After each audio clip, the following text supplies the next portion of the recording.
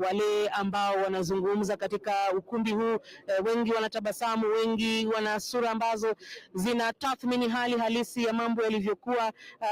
Mwisho wa kwisha, kuna wale ambao watakuwa wanafurahia ushindi na kuna wale ambao watakuwa wanasononeka kutokana na kushindwa, ila ndio hali ya mashindano na ndio hali ya demokrasia ilivyo. Wageni wengine zaidi wakiendelea kuingia hapa katika ukumbi huu, na nikidhani nikiwatizama kwenye sura zao wanakaa nikana kwamba ni wageni waheshimiwa wanaoelekea katika upande wa mabalozi ambao pia ni wageni waalikwa katika ukumbi huu. Hali ya usalama imedumishwa kama unavyotazama, ni kwamba upande ambapo shughuli ya kukagua karatasi za kura ilikuwa inaendelea, maafisa wameweza kuzingira ua huu wa chuma angalau kuhakikisha kwamba hakuta kuwepo na yeyote aliyekalia upande wa katikati au mbali kuweza kujaribu kuleta vurugu katika shughuli ambayo inatarajiwa kufanyika katikati ya ukumbi huu wakati wote sasa. Kwa hivyo macho yote, masikio yote na hisia zote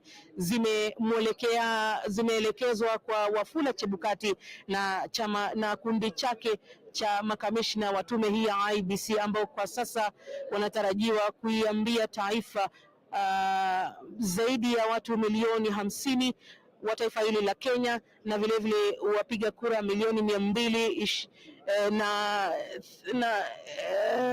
na zaidi ya hapo milioni 22 kumradhi Lofty. Inaonekana kana kwamba siku nyingi za kufanya kazi huenda zikanikanganya pale matamshi, na fahamishwa kwamba ni milioni 200 na wale 14 ambao walishiriki katika kura hii iliyopigwa wiki iliyopita. Kwa sasa ni kurejeshe tu studio, lakini picha hizi ambazo zinakujia moja kwa moja utaendelea kuzipata watakapofika hapa katika jukwaa na kuanza kutangaza matokeo ambayo yanasalia. Tutaweza kukuletea taarifa hiyo moja kwa moja. Lofty na Frida, najua pia nyinyi mmeshinda kutwa nzima mkitutangazia, kwa hivyo tunawapa kongole wahariri wetu pia na vile vile vikosi vyote vya waandishi wa habari ambao wamekita kambi katika maeneo yote humu nchini ili kukuletea taarifa hizi moja kwa moja pindi matukio yanapotokea. Naam. Asante sana Leila Mohamed, huyo mwanahabari wetu kutoka ukumbi wa Bomas. Na kama alivyogusia Lofty ni kwamba inaonekana tu kwa muonekano ni wakati wa lala salama, hata tayari viongozi washaanza kujitosa pale ndani. Kama ulivyosema deki lishapigwa, ndio hili hapa linaendelea kupigwa deki. Mbona pale mbunge wa Garissa mjini Aden Duale akiingia na kutafuta maskani ya kujibanza, maana hapo ukichelewa utabanzwa nje. Kwa hivyo unajibanza ndani kuangalia mambo yanakwenda namna gani. Na leo nilikuwa nikiangalia mitandaoni Frida, na nikaona watu wameanza kubadilisha ile toni yao, mazungumzo yao, wanavyosema usimtukane mamba kabla kulivuka daraja. Kwa hivyo hawajui ni mamba yupi yuko pale mtoni. Je, ni mamba Kenya Kwanza, ni mamba Azimio? Kwa hivyo sasa ni kile cha atakayeshinda rais wetu. Wanapata wako tayari kwa the fifth. Ule moyo sasa umeanza kubadilika na kuangalia sasa, na nafikiri huo ndio unafaa kuwa moyo wa Wakenya wote, unafaa kuwa mwelekeo wa Wakenya wote. Na tukizungumzia Wakenya wote pia kule Mombasa kuna wapwani. Wapwani wale pia ni Wakenya. Na ningependa tuvuke moja kwa moja kule, mtazamaji wetu tumpate Kevin Mutai ambaye ni mwanahabari wetu kule, anatupatia picha. Manake hatujui kama biashara zimefunguliwa kama kawaida leo Jumatatu ya kwanza tangu kura kupigwa ama mambo namna gani. Mwelekezi wetu Kevin Mutai yuko tayari. Naam Kevin, kwako hebu tupe picha, uko barabara gani ya Mombasa, hali iko namna gani kule Mombasa? Na barabara mtazamaji, assalamu alaikum kutoka kaunti 001. Tumekita kambi katikati mwa jiji la Mombasa. Nyuma yangu pale mtazamaji unaona soko la Mackinon maarufu Marikiti. Mtazamaji, kwenye mzunguko huu ambao tumesimama wa Mwembe katika barabara ya Jomo Kenyatta kuelekea Mwembe, tayari upande wangu wa kushoto mtazamaji naona shughuli pilika wakazi Mombasa, wafanyabiashara wakifungua maduka. Naona mama pala anapiga deki, mwingine akipanga mambo yake pale dukani mtazamaji.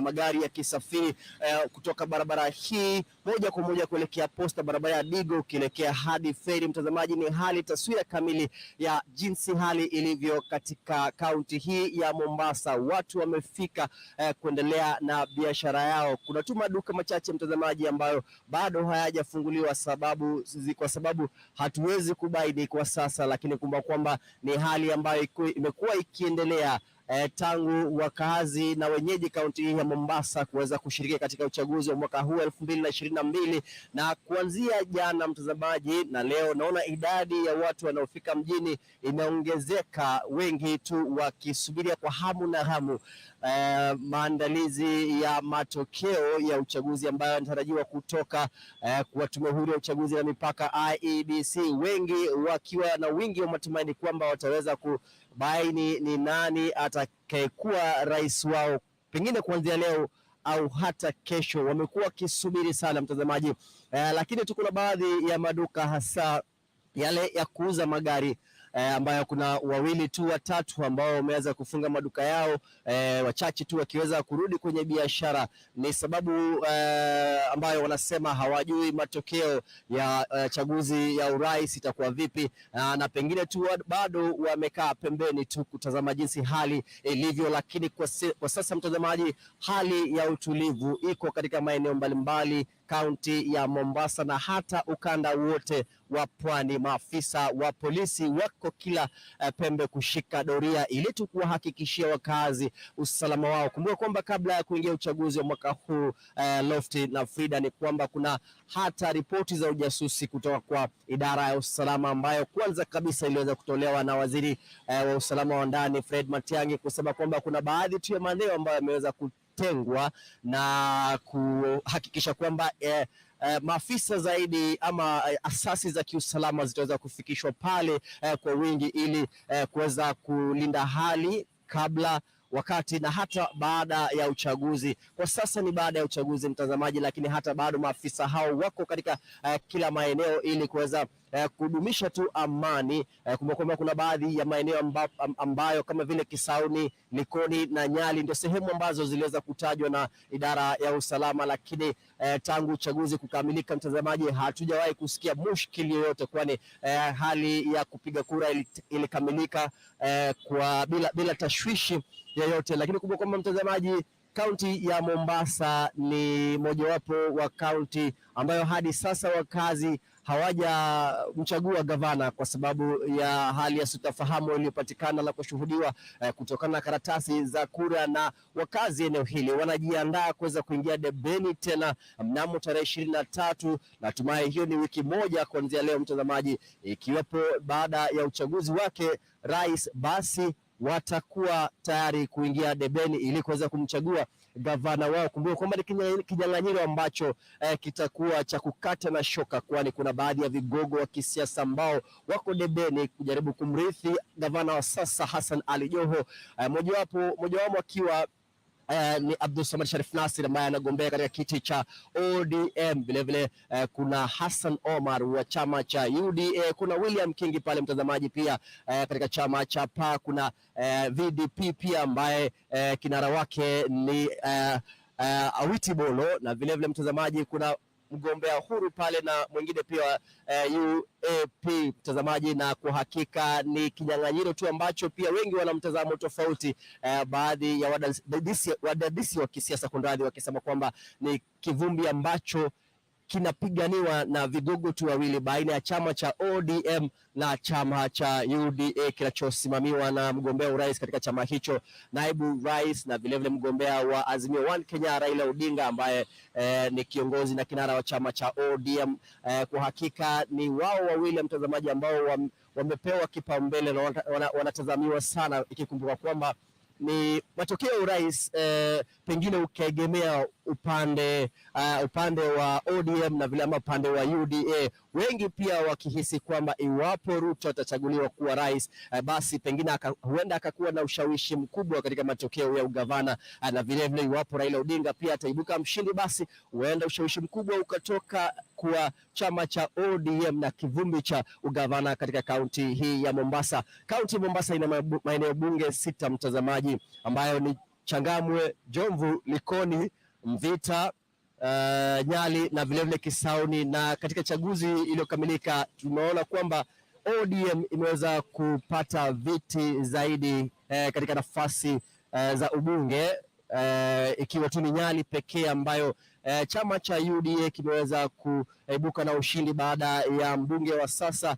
Mohamed Ali kuweza kushinda kiti hicho licha ya kuweza kumenyana na wagombea kutoka vyama vingine mbalimbali, na tayari wale walioshindwa, kuna baadhi yao ambao wameelezea kutoridhika kwao na jinsi uchaguzi ulivyofanywa na tume ya IEBC, wengine baadhi yao wakisema pengine huenda wakaelekea mahakamani ili kuweza tu kutafuta njia ya kuweza kuelezea malalamishi yao, lakini hilo bado hatujaweza kuona hatua wamechukua. Ni hatua tu ambayo waliweza kutaja katika kikao na wanahabari wakisema kwamba wataelekea kule.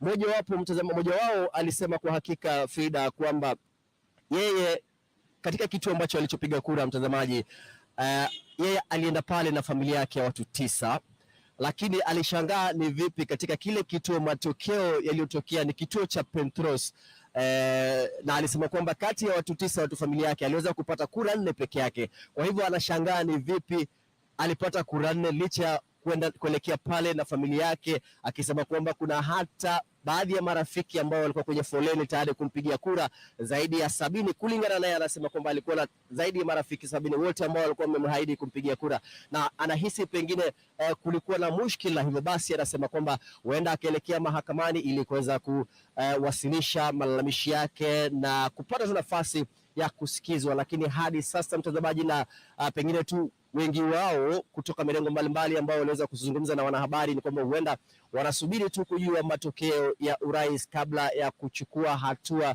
mbalimbali ili kuweza kuendelea tu na kupigia mate, vilevile kumezea mate nyadhifa walizowania katika kaunti hii ya Mombasa. Mombasa ina takriban ya idadi jumla ya watu milioni 2 au zaidi, na kati yao 641,000 ndio waliosajiliwa na IEBC kuweza kupiga kura, na ni idadi hiyo tu ambayo pengine tunatazamia kwamba wakajitokeza katika kura za ugavana ambazo zatarajiwa tarehe 23, lakini kwamba katika kura zilizokamilika, mtazamaji, hali haikuwa kama ilivyo shwari, kwa sababu hata baadhi ya wanasiasa wanasema kwamba idadi ndogo ya watu waliojitokeza kupiga kura hawakuelewa ni sababu gani hasa ilichangia, wengine wakisema kwamba huenda ni kwa sababu ya kuondolewa kwa ama kusitishwa, kuhairishwa kwa uchaguzi wa ugavana, ndio maana idadi ndogo ya watu wakaweza kujitokeza, lakini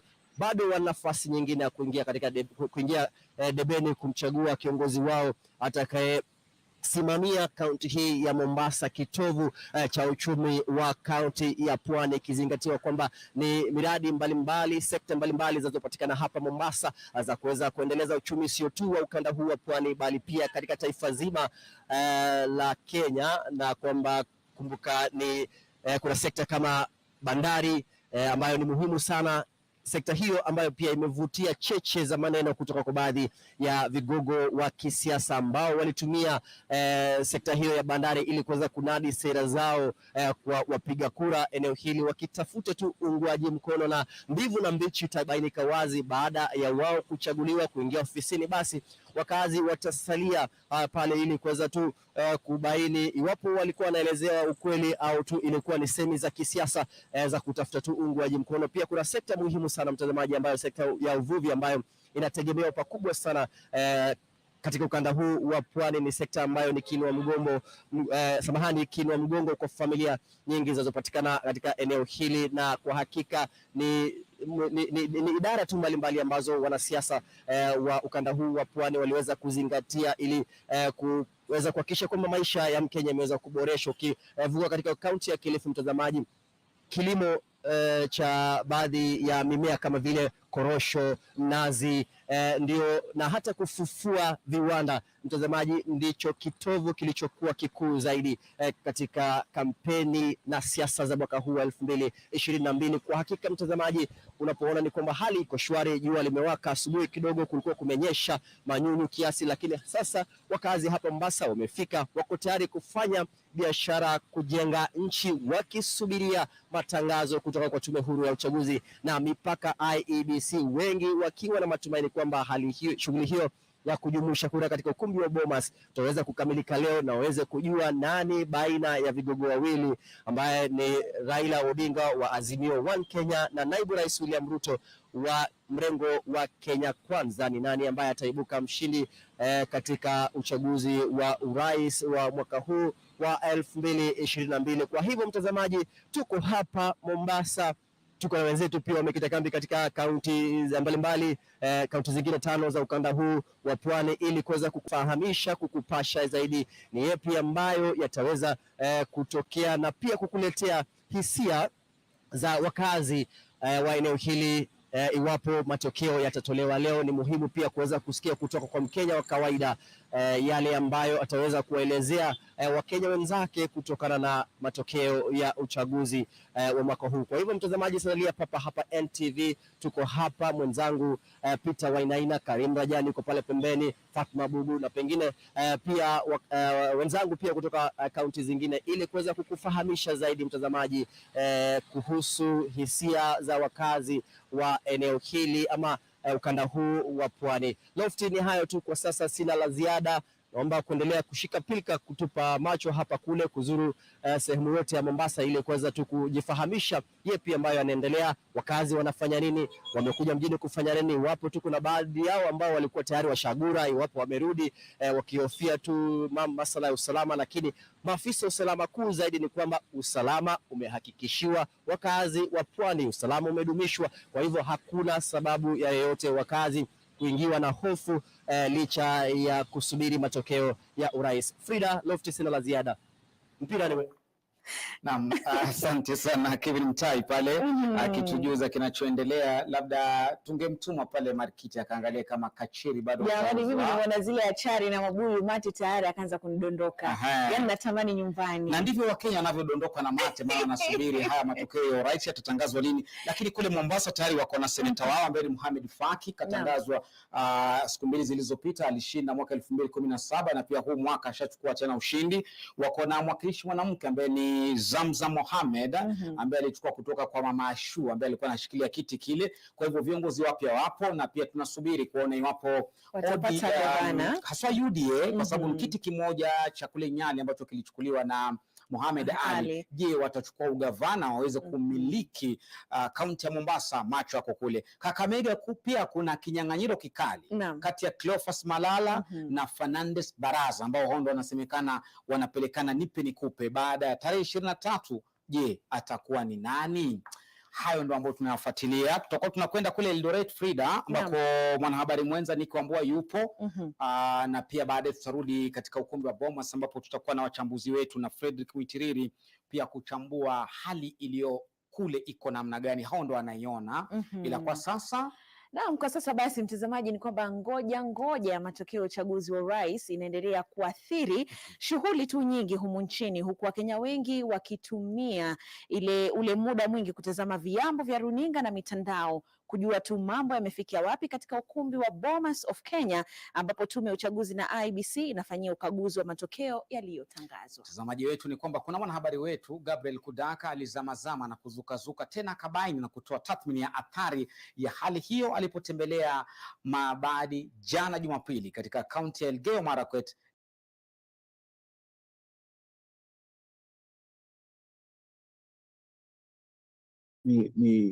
Aliwaelekeza kwamba kwa ajili ya nchi na kuleta hali ya amani na utulivu, basi pande zote zianze kuzungumza ama kuambia watu ama wafuasi wao aidha wameshindwa ama wameshinda. Tutulie, yeye mwenyewe awe wa kwanza kutamka ni nani aliyemshindi. Ni sharti ufahamu kwamba kura ya wakati huu ni tofauti kidogo ama uhesabaji wa ile idadi ya kura. Maana hapo awali IEBC ndio walikuwa na matokeo yote, lakini sasa hivi unapata kwamba walituma kwenye ile portal wakaambia Wakenya wote wanaweza tazama na wanaweza jua mapema ni nani, wanaweza jua mapema mbivu na mbichi kabla hata yeye mwenyewe hajatangaza. Kwa hivyo ni sharti tufahamu kwamba huenda pande zote zikajua ni nani mshindi na ni nani kashindwa.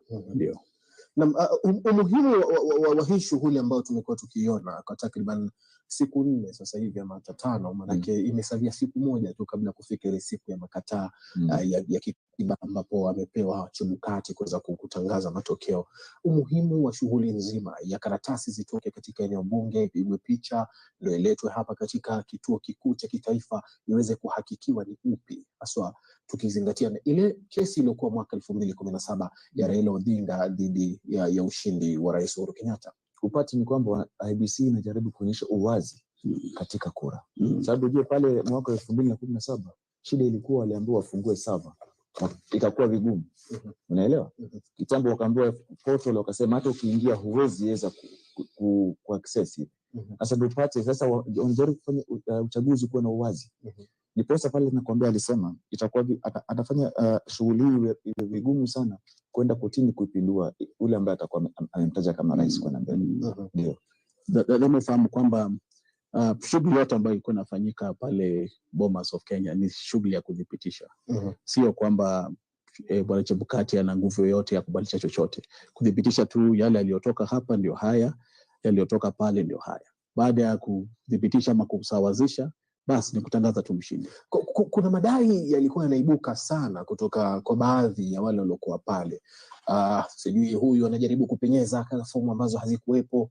Wakati Chebukati amesema kwamba tangazo linalotolewa katika kituo ndio tangazo la mwisho. Inakuwaje mtu aweze kung'ang'ania kuleta fomu nyingine katika kituo cha Bomas ili ziweze kupenyezwa? Kwa manufaa gani? Labda ndio tukaelezwa hayo, maana kwa kweli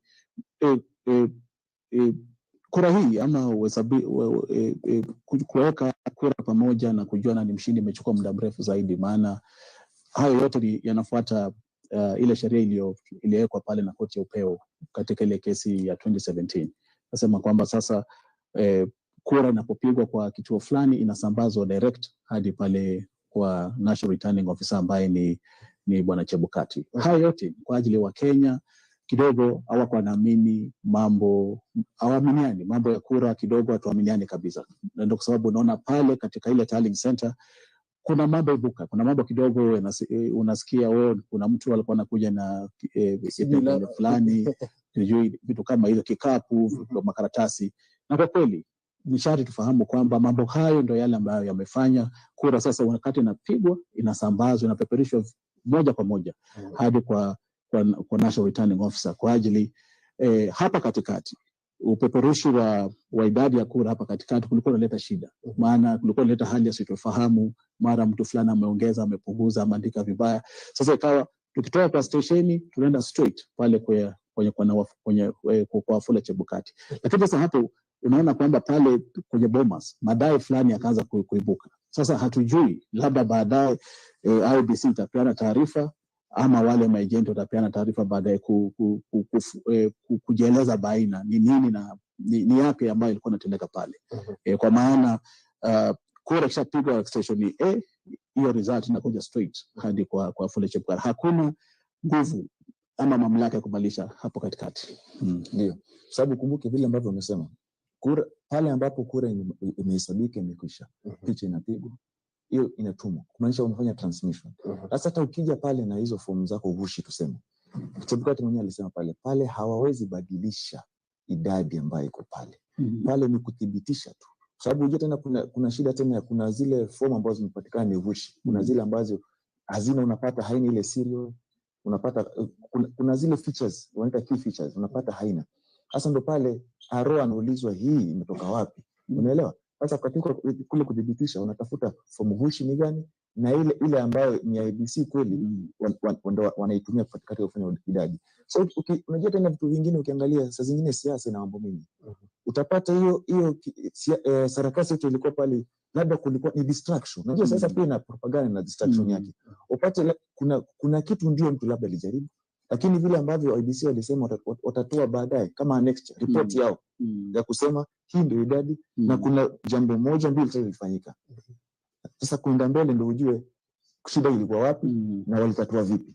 Lakini mambo ya kubadilisha ni vigumu sana kubadilisha. Sababu pale ambapo yule mtu ambaye ana nguvu sana katika uchaguzi huu yule PO pale. Sasa kisha hii idadi ikichukuliwa na wale maagent weke sahihi yao pale, anapopiga picha hiyo imeishi hapo, huwezi tena rudi nyuma ubadilishe. Na iwapo cheti ama fomu inayotumwa na tunaona kwamba haina ile sahihi za maajenti, hawajataka kukubali yale matokeo, fomu kama ile itachukuliwaje? Ndio tunasema kwamba lazima ujue kwamba hiyo fomu na matokeo yanapachikwa kwa kile kiwambo cha IEBC. Ikiwa kuna hali ya sitofahamu kwa ile polling station ama kwa maajenti, basi itaform basis ya Bwana Wefula Chebukati kuandika ripoti yake tofauti baadaye, na kusema kwamba kuna kituo fulani ama vituo kadha wa kadha zilikuwa na pingamizi fulani ama kulikuwa na shida fulani. Sasa mambo hayo yatangaziwa na koti ya upeo na kujua ikiwa basi yaliathiri kura, na kama yaliathiri kura kiasi gani. Je, hayo madhara yanaweza kubadilisha kura ama hayawezi? Kwa hivyo mambo kama hayo nafikiri Bwana Wefula Chebukati mwenyewe ndio anaweza jieleza, maana yeye ndio returning officer, maana anajua vituo vipi labda vilikuwa na hitilafu hiyo, na kisha ripoti yake ikiwasilishwa kwenye koti ya upeo, basi koti ile itatazama na kujua ikiwa ni kura ya kubatilisha ama kama sio hivyo itapeana mwelekeo fulani. Ndio. Tunapoelekea tukimsubiri labda Wefula Chebukati aje baadaye kutangaza leo, tumeona mengi pia yametokea kwenye uchaguzi huu. Kuna ule ushindani pia katika bunge lile la kitaifa. Yote atakayetangazwa anafahamu idadi alizonazo katika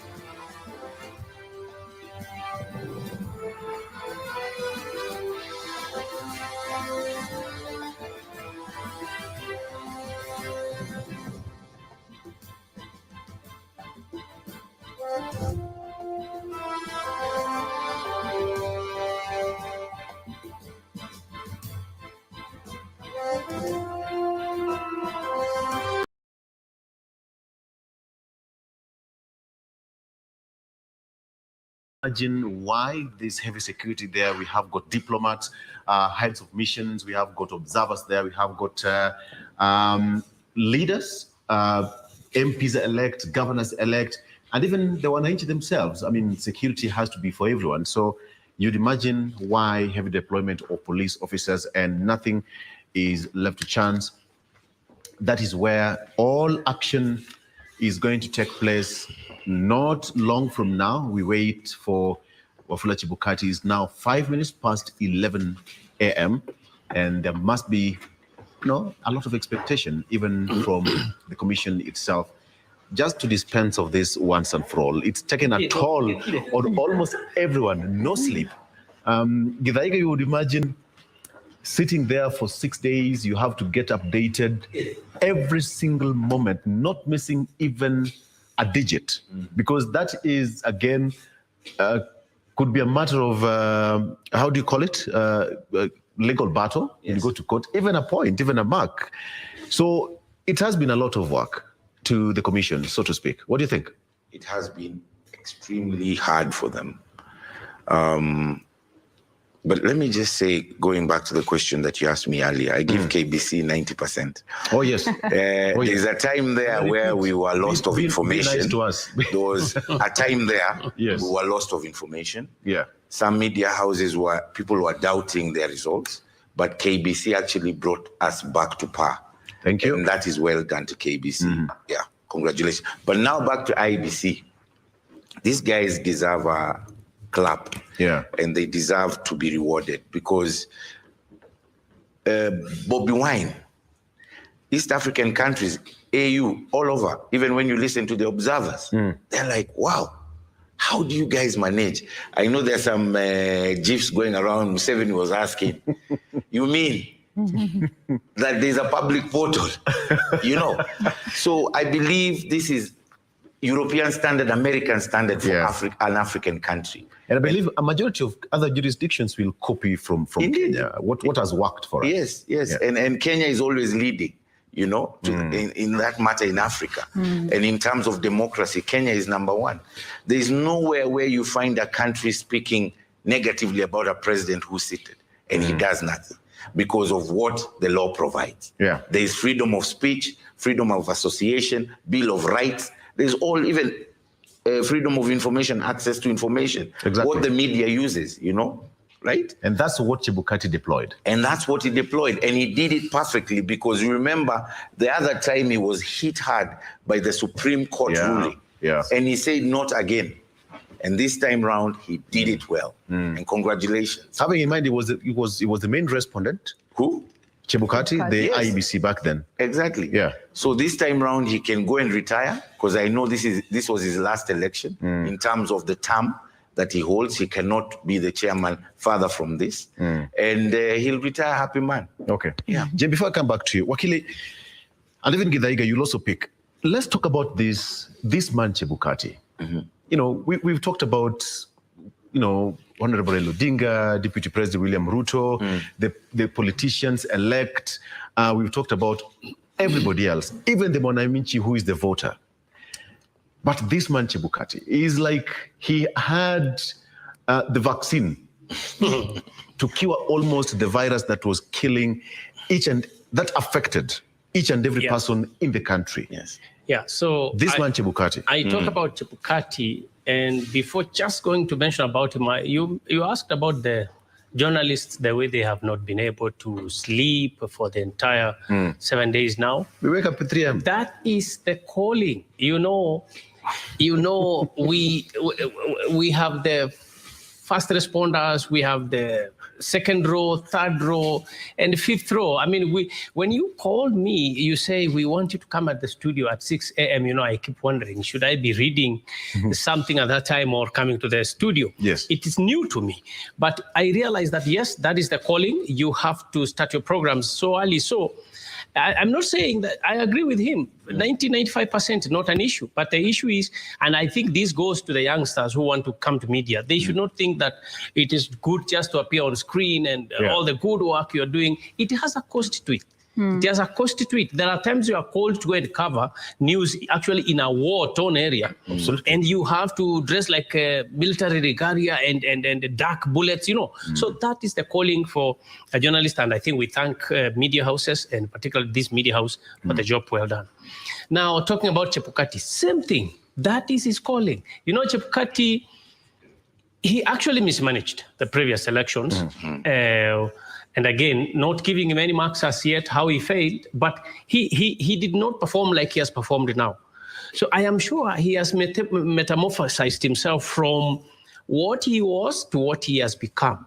But this is also because the state assisted him. The state this time around was not interested at all in interfering or trying to influence or cook or whatever. They left him to do his homework. And he has come out as a person with very stable mind, as a person with the knowledge, as a person who has picked the lessons from the Supreme Court ruling to what he has made us believe about the transparency and accountability in the voting process and in the tallying process. So I think we also give it to him for the way he has conducted himself, for the way he has responded quickly to the demands of Kenyans, the demands of the Supreme Court judgment. And all these things, I think now they make him look a bit more prepared to retire peacefully. All right, over to you, Jen. Even Githaiga, now you can pick it. Yes. I just wanted to point out and agree with my friend, Wakili, that he's done a good job compared to the first time. But I also want to bring you back to how he became the chairman. Remember, there was Mohammed, was it Ahmed? Or maybe you can remind me, Wakili, the former IEBC chairman. And if you look at the space of which he had to prepare Chebukati was very little. After Isaac Hassan left, right? Yes. So if he had more time like before, I'm sure he would have done a better job. And that's why he had a lot to prove. And you can see the level of intelligence, the level of calmness, the level of sobriety, the level of knowing what he is doing and what he's mandated to do. Credit to Chebukati. Hats off. I think this year they have made IEBC a better place to work. I mean, I think most people would now easily apply to work with the IEBC. So it's not independent. And you know, for most people, it's only human to be quick to judge somebody else in their situation without fully understanding what it takes to be in that particular position. Again, heavy is the head. But looking at the precedents that Chebukati is going to leave, looking at given his time, his 6-year tenure is coming to an end towards the end of next year. The next team that comes into place, will they be able to maintain the same standard of executing the general elections for the next for 2027, or will they have a hard time keeping up or even just reaching that bar that this particular team has set up? Let's start with you, Akili. Yeah, I think that going forward for Chebukati and the team and the IEBC, the major thing would be to ensure that, like I said, proper strictures are put in place to ensure that there are no infiltrations that happen at all. We have no doubt about the IEBC competency or Chebukati's person, whether his own intelligence or his own capacities. In fact, he has demonstrated that he's a very, this guy had done a lot of practice in law in Mombasa and in Nairobi for a long period. And I think that 2017, it was destabilizing him. It was, in a sense, he was destabilized by what my friend is saying, that he had a very short time to be taken through the whole process. But if you look at him as a person, he's a very brilliant guy now, and he has shown that anybody who is given a chance to work, especially in independent institutions, can actually deliver good results. Yes. Yeah. Okay. All right. Curia? We continue to monitor the situation at the Bomas of Kenya. Live pictures from inside the auditorium and outside. The person coming in is Richard Tongi, the former Nyariwari Chache, member of parliament. I think he's been felled, but he's making his way to the Bomas of Kenya. Quite a security situation there, as you can see. and it starts right from the entrance. Scaled screening before you access the Bomas of Kenya. And not the auditorium, I'm talking about the Bomas of Kenya. Before you make it to the gate of the Bomas of Kenya. It's quite a huge process. And businesswoman Mary Wambui, there she is. I think she's been one of the agents for Ruto. Deputy President William Ruto, also making her way into the Bomas of Kenya. Up until now, the country is on edge, waiting with bated breath for the announcement of who Kenya's 5th president will be. But of course, he becomes president when he takes the oath of office as the next president of the Republic of Kenya. In the meantime, the president of the Republic of Kenya is His Excellency Uhuru Muigai Kenyatta. Those are live pictures from the Bomas inside the auditorium and outside the auditorium. Interestingly, even after the IEBC having finished the verification and tallying of the remaining constituencies, they are yet to announce the results of those remaining constituencies, the verified results, that is. And probably, my guess is once they come out before they announce the presidential winner, they will have to, first of all, dispense with the results of the remaining constituencies. And now there you see Dr. Isaac Kalua of the Thinking Green Action Party, TGAP, also making his way to the Bomas of Kenya. And you would say security is quite tight. There, on the other end of the screen, you have the auditorium and the preparations therein. So I'm saying, I guess the first order of business once the IEBC appears on that podium is, first of all, to declare the remaining constituencies and then say, we have a tally, we have a winner, and go ahead and declare them. Or they could just first decide to wind up with the results, that is the remaining constituencies, and then at some point then announce the presidential winner. You see the choir there entertaining those who are inside the auditorium. It's another way of, easing, calming the nerves. Calming the nerves. Yeah. As you listen to those very sweet tunes. No, music is a food, soul food. Even God loves entertainment. That's why even David played a harp for him, So music is good. You can imagine the kind of tension in the music, in the auditorium right now. Yeah? Music is good. All right. We keep monitoring that situation there, of course, to update you on the latest. We also have Serafina Ruby, who is a reporter at the Bomas of Kenya, as well as we also have the team of Brian Kimani and the entire team there. They'll also be telling us about what is happening in Bomas of Kenya. I'm just wondering, all these people, you want to tell me the security people, they don't know, probably they don't have an inkling on the results? They're so close to Chepkati. I wish somebody could answer that question from the auditorium. How I wish.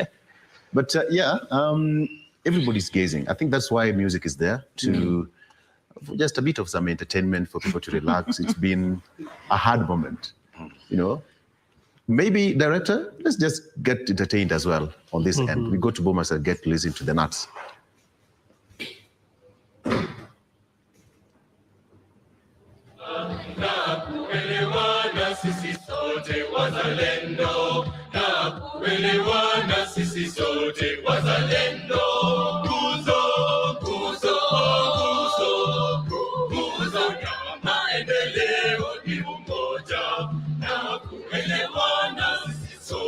Wazalendo, nguzo ya maendeleo ni umoja, na kuelewana sisi sote wazalendo, na kuelewana sisi sote wazalendo.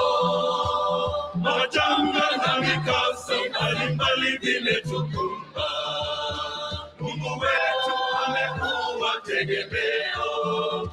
Tusikubali misukosuko ya kisiasa itugawanye, wazalendo Kenya. Majanga na mikasa mbalimbali vimetukumba.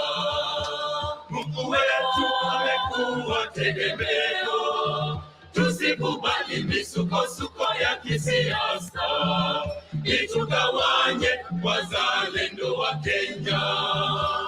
Majanga na mikasa mbalimbali vimetukumba. Mungu wetu amekuwa tegemeo. Tusikubali misukosuko ya kisiasa itugawanye wazalendo wa Kenya. Nguzo ya maendeleo ni umoja na kuelewana, sote wazalendo. Nguzo ya maendeleo ni umoja na kuelewana, sisi sote wazalendo. Na kuelewana, sisi sote wazalendo. Nguzo maendeleo ni umoja na kuelewana, sisi sote wazalendo. Nguzo maendeleo ni umoja na kuelewana, sisi sote wazalendo. Na kuelewana, sisi sote wazalendo. Tawasihi wazalendo, upendo na amani, kwa utulivu na umoja kati yetu. Tujitahidi kujenga Kenya yetu. Tawasihi wazalendo, upendo na amani, kwa utulivu na umoja kati yetu. Tujitahidi kujenga Kenya yetu. Nguzo ya maendeleo ni umoja na kuelewana, sote wazalendo. Nguzo ya maendeleo ni umoja na kuelewana, sisi sote wazalendo. Na kuelewana, sisi sote wazalendo. Nguzo ya maendeleo ni umoja na kuelewana, sisi sote wazalendo. Nguzo ya maendeleo ni umoja na kuelewana, sisi sote wazalendo. Na kuelewana, sisi sote wazalendo.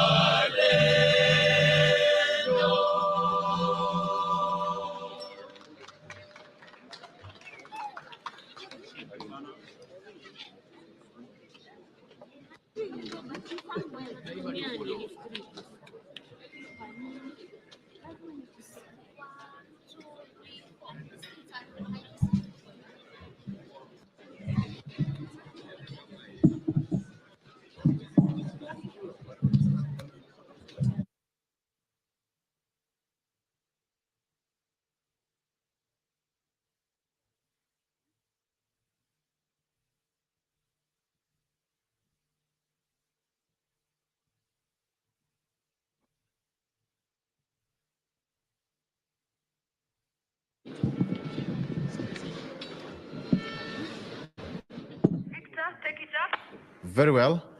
Some interlude of music from the Bomas of Kenya Uchaguzi Hall. It was good, just a small commercial break, so to speak, in readiness for the big announcement by the Independent Electoral and Boundaries Commission. This is a clear indicator that Chebukati is almost making his way to the main podium to give Kenyans the final result. And this should be the last one today, if at all it will be. Plus all the signals are out there, the arrangements, that floor of the House is a different place. An hour, 2 hours ago, it was a different picture, but right now it's a complete picture altogether. Now, we are waiting for Chebukati, but this is some good news for Kenyans who've been waiting for this day for quite some time. Remember, schools reopen on Thursday, and parents, guardians, and even Kenya as a general need to prepare themselves for the next step. How kids will go back to school, teachers will also resume back to class, just general preparation for the country to move forward. If at all there will be a petition, then the next stage of filing these petitions, as per the guidelines, is taken care of, so that you know, there are no lapses, legal lapses. And Wakili is here and would really tell us what would happen if at all there will be any lapse in terms of Chebukati not meeting the deadline, something that we've been talking about throughout the week. And good enough, he's made it. If it's at all this is what he's about to do, he'll be ahead of the deadline. That is tomorrow. So we can give it to him. And even the returning officers, all the returning officers, the agents who've worked tirelessly to make sure that this is done within a record time, so that we Kenyans can dispense of this once and for all and go to the next one. And we are talking about something to do with Chebukati. Let's talk about his demeanor, his sense of, you know, emotional control. He is a practicing lawyer who's practiced for a very long time. Something that we can carry home from him, perhaps? Yeah, you see, I think he's emotionally very intelligent, and in terms of leadership, governance, ethics, he appears to have mastered that very well. In terms of showcasing emotional intelligence, he doesn't appear like he's excited or mad. You'd even tell when he's excited. He's simply reading it. He does not seem to be fatigued. He will come to the public when he's ready to talk to them. And when you are complaining, he's completely composed. He's waiting for you to complete speaking to him, and then he might speak or keep quiet and return to the room. So I think he has showcased quite a bit of high level of emotional intelligence. And his judgment is good, because when you look at the way he's managing the floor, he's not necessarily coming out to say, go away. He's allowing other commissioners to come and address the public and tell others to go out of the room. But Victor, you know, this is it. When you look at the military, I mean, the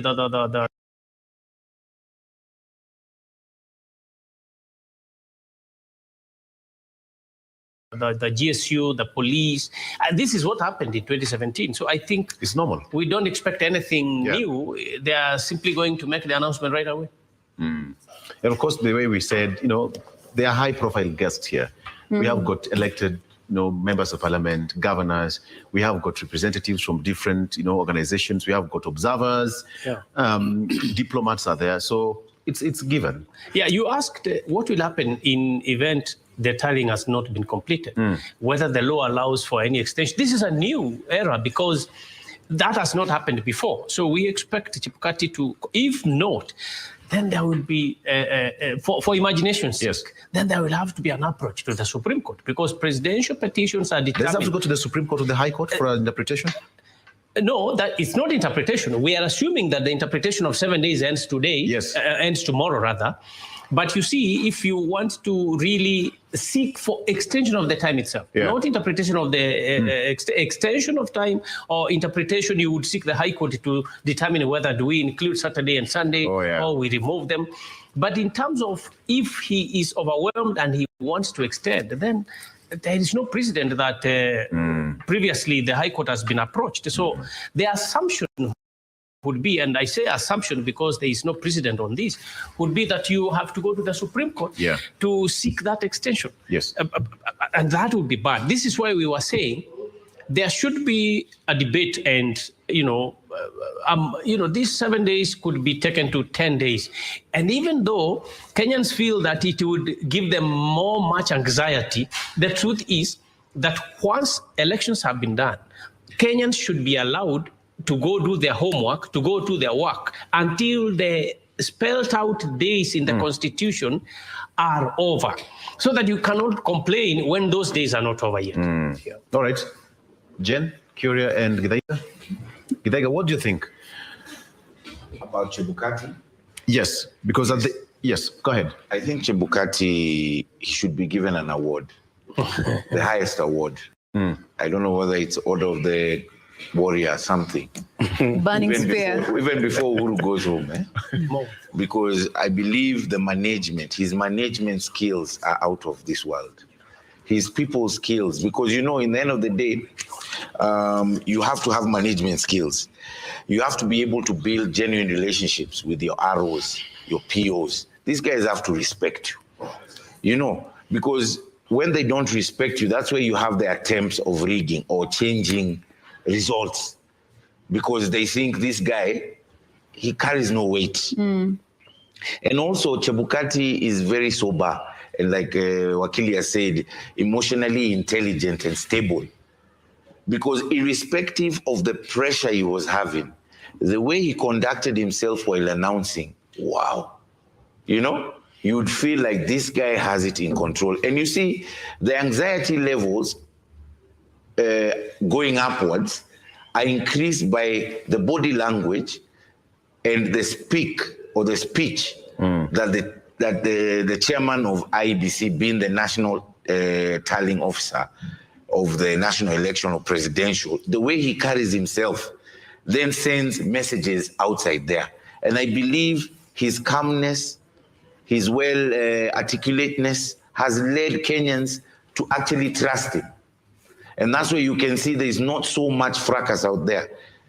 And we commend him. I mean, he's the best we've ever had. Don't you all agree? He's known to be a man of few words, and arguably so that has been the image he has presented throughout this time, the times that he has spoken. But then again, I'm just looking through the social media platforms, and there's so many people expressing concerns in regards to the security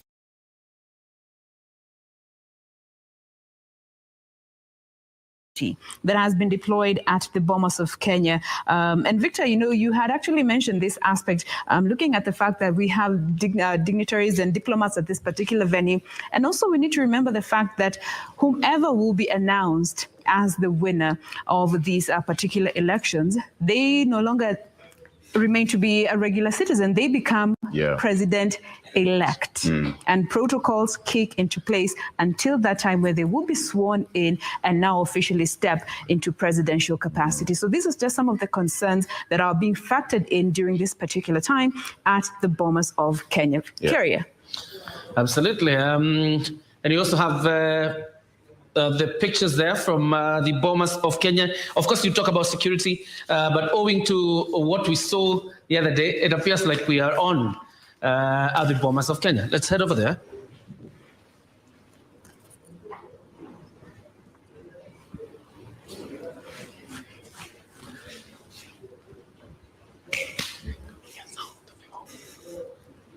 Sauti.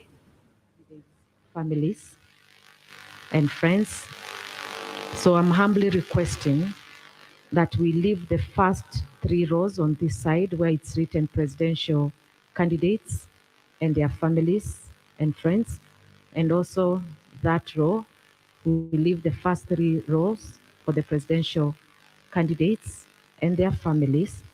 We've created more space. If you have an observer badge, you can take this side. It's labeled clearly observers. We've also created more space on this side for the observers. Kindly requesting that we give the first 3 rows to the presidential candidates and their families. And if there's going to be any remainder, then we can accommodate any other person. But we'll make sure that you all have a seat. It's a humble request, and we've done consultations with the parties that are here. Thank you.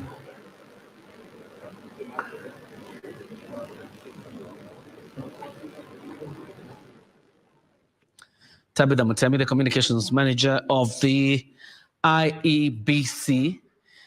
Created that space. Thank you.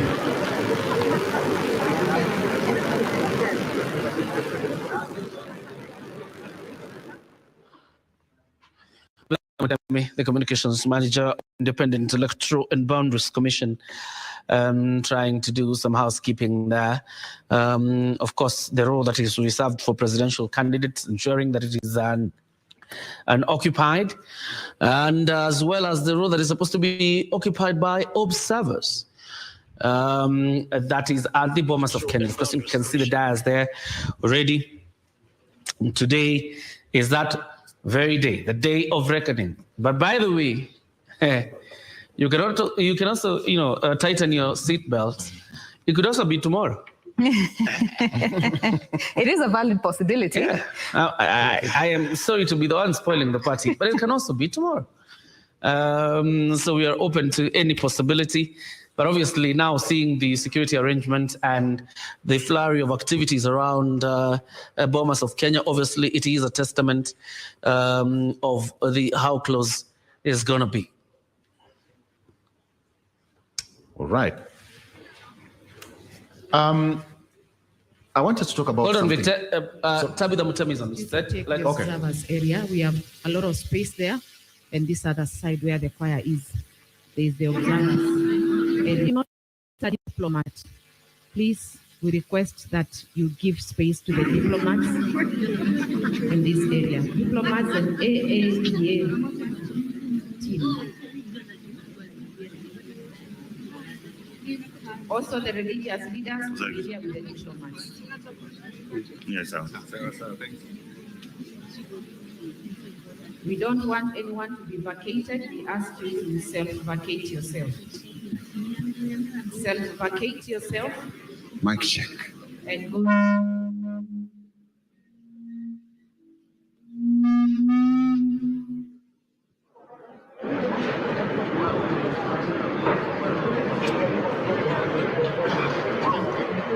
Yule ambaye anaweza kwenda kule tafadhali atupatie.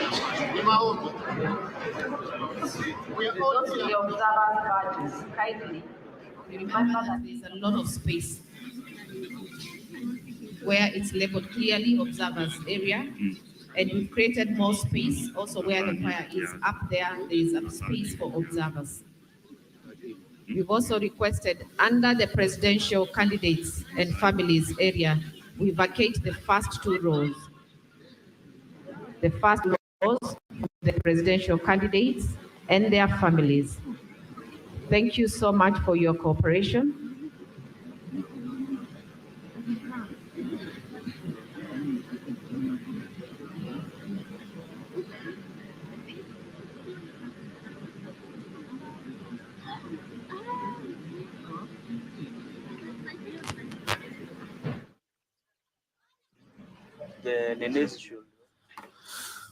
Well, Tabitha Mutemi, still housekeeping. Well, this moment, poignant completely. Everybody waiting for this moment.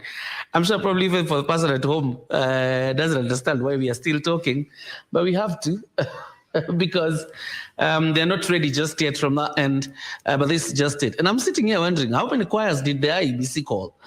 Because the previous one and this one look completely different. But it's okay. It's okay. It's part of good work actually done by the IEBC. Yeah. It's all right. It's all right. Let's listen into the song maybe. Nimefika Baba, acha nikushukuru. Bwana umenisaidia. Fike mahali nimefika. Bwana wewe ni Ebeneza. Maishani mwangu Ebenezo, nitembee juu yako. Ninataka Ebenezo, uwe msingi wangu. Jiwe langu nakutamani sana. Jiwe langu nakutamani, nakuhitaji sana. Oh, Ebenezo, jiwe langu. ninataka maisha yangu yajengwe juu yako, na ninataka nchi yangu ijengwe juu yako Baba. Nchi zilizojengwa juu yako Yawe hazivunjiki kamwe, na mataifa yaliyojengwa juu yako Yawe hayavunjiki kamwe. Mimi nataka maisha yangu Baba yajengwe juu yako, maana wewe ni sauti yangu, wewe ni uzima wangu. Ninataka Ebeneza, nijengwe juu yako Baba, wewe uwe jiwe langu la pembeni, na kutamani jiwe langu la thamani, na kuhitaji ni wewe ndiwe, ni wewe ndiwe. Mimi nataka maisha yangu Baba yajengwe juu yako, na ninataka taifa langu Baba lijengwe juu yako wewe. Taifa lililojengwa juu yako Yawe halivunjiki kamwe, na nchi zilizojengwa juu yako Yawe hazivunjiki kamwe. Mimi nataka uimbaji wangu Baba ujengwe juu yako, maana wewe sauti yangu, wewe ni uzima wangu. Nijengwe, mimi nataka Baba wewe jiwe langu la pembeni, ninakutamani sana, jiwe langu la thamani, na kuhitaji Baba. Wewe ndiwe msingi wangu Baba, ni wewe ninayekimbilia, ni wewe ninayetazama, sina mwingine ila wewe. Ni wewe. Inuka, inuka, jitie nguvu, simama, wewe mshindi, tawala, una kibali, msaidizi wako yu ndani yako. Inuka, inuka, jitie nguvu, simama, maana wewe mshindi, tawala, unacho kibali, msaidizi wako yunawe, msaidizi wako yunawe, msaidizi wako yunawe, msaidizi wako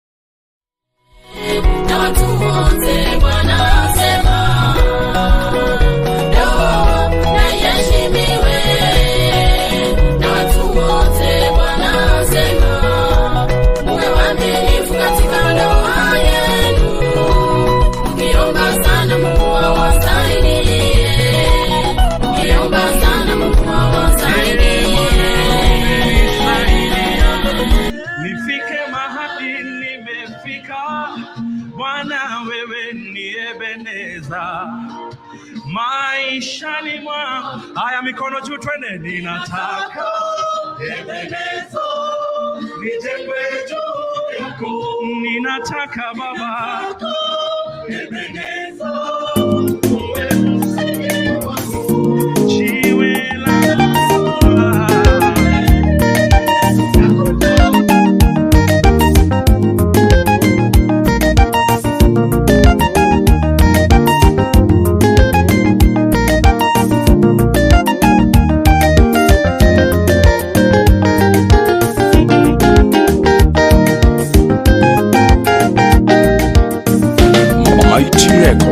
Mungu wangu nashukuru, umenipa uhai bure, umetenda maajabu katika maisha yangu. Nikikumbuka ile ajali mbaya niliyoipata, Mungu kanionekania.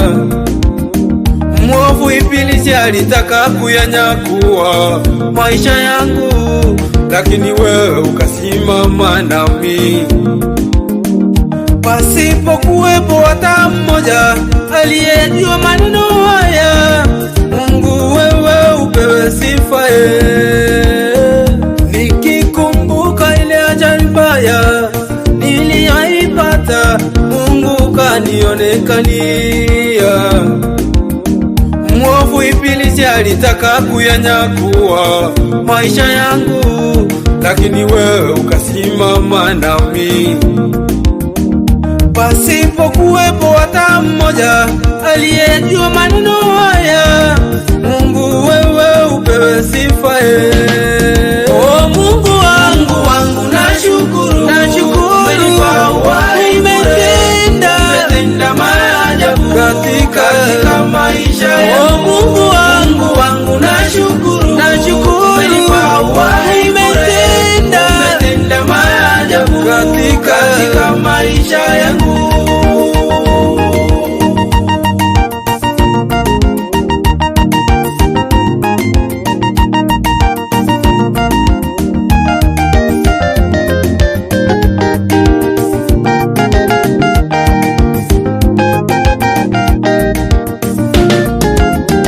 Nakushukuru Mungu wangu, sina cha kukulipa kwa yale umenitendea, nasema asante.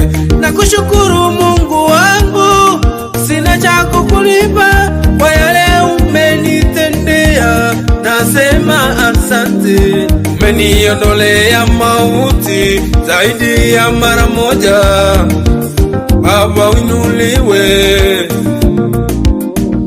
Umeniondolea mauti zaidi ya mara moja, Baba uinuliwe.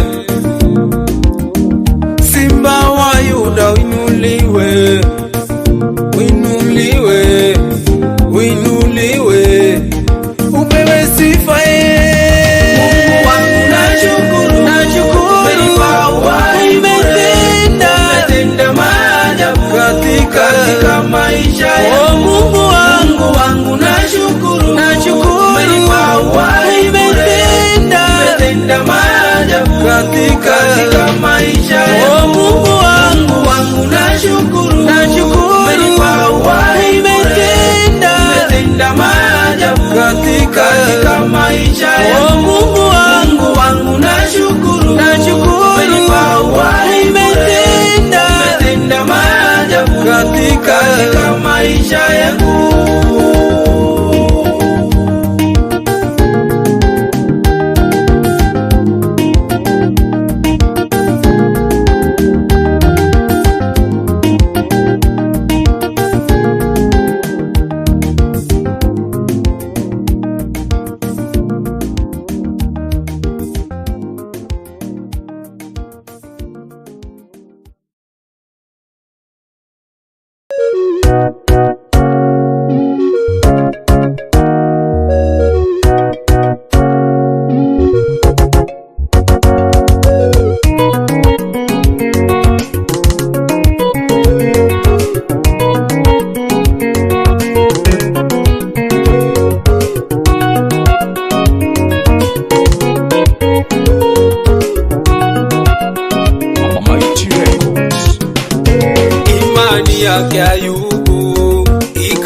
ikajaribiwa imani yake Ayubu, ikajaribiwa watoto wake wote, walikufa na mali yake yote yakaisha. Shetani alimtesa kwa magonjwa, lakini hakumwacha Mungu kwa neema. Shetani alimtesa kwa magonjwa, lakini hakumwacha Mungu kwa neema. Imani kwake Bwana inaponya, imani kwake Bwana yaokoa. Weka imani yako kwake Bwana. Just making fun out of it that at the end of the day, even the strongest at some point will have to bow down to being in a country where you check your relation in terms of your faith. At some point, you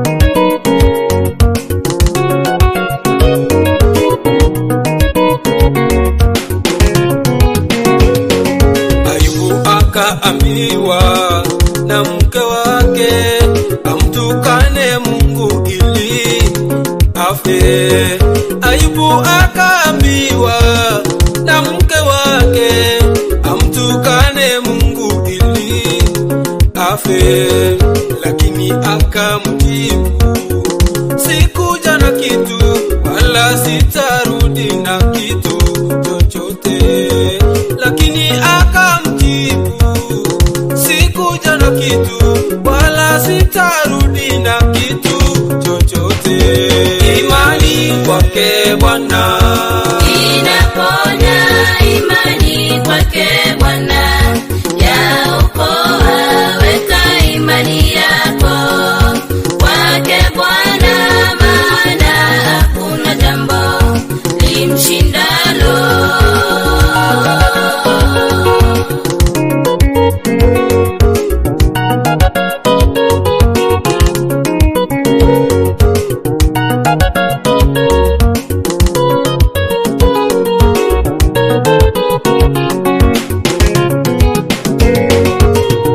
Yesu ni muweza, anaweza, huwezi pungukiwa na chochote ndugu yangu. Yesu ni muweza, anaweza, huwezi pungukiwa na chochote ndugu yangu. Ukiwa ndani yake naye ndani yako, maisha yako raha kweli kweli. Ukiwa ndani yake naye ndani yako, maisha yako raha kweli kweli.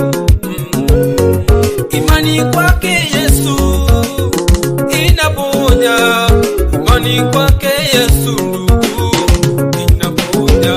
Imani kwake Bwana Inaponya, imani kwake Bwana yaokoa.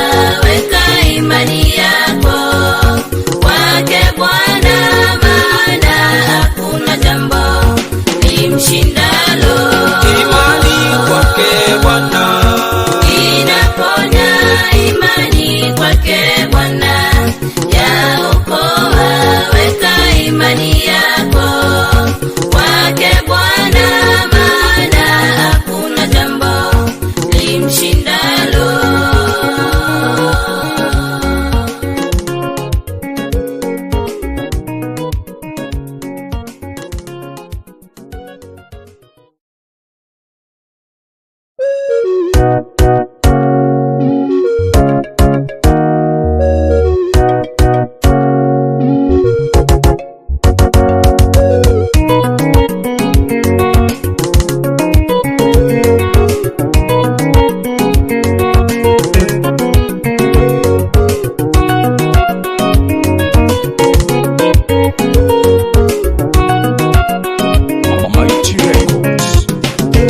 imani yake Ayubu ikajaribiwa, imani yake Ayubu ikajaribiwa, watoto wake wote walikufa na mali yake yote yakaisha.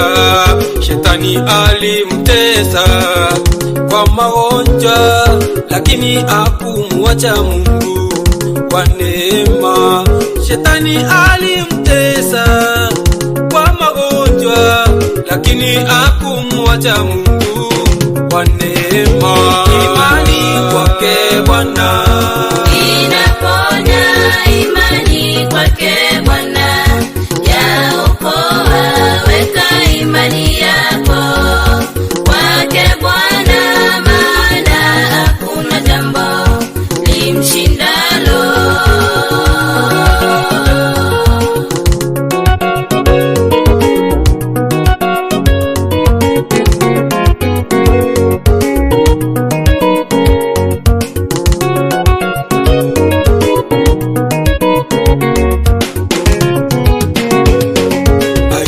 Akaambiwa na mke wake amtukane Mungu ili afe. Ayubu akaambiwa na mke wake amtukane Mungu ili afe, lakini akamjibu, sikuja na kitu wala sitarudi na kitu chochote. Lakini akamjibu, sikuja na kitu wala sitarudi na kitu chochote.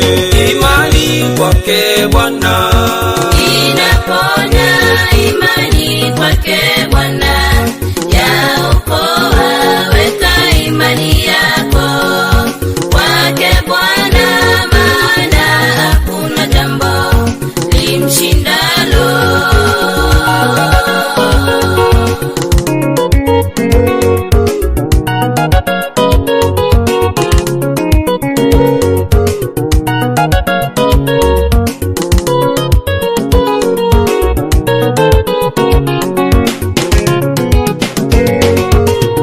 Yesu ni muweza, anaweza, huwezi pungukiwa na chochote ndugu yangu. Yesu ni muweza, anaweza, huwezi pungukiwa na chochote ndugu yangu. Ukiwa ndani yake naye ndani yako, maisha yako raha kweli kweli. Ukiwa ndani yake naye ndani.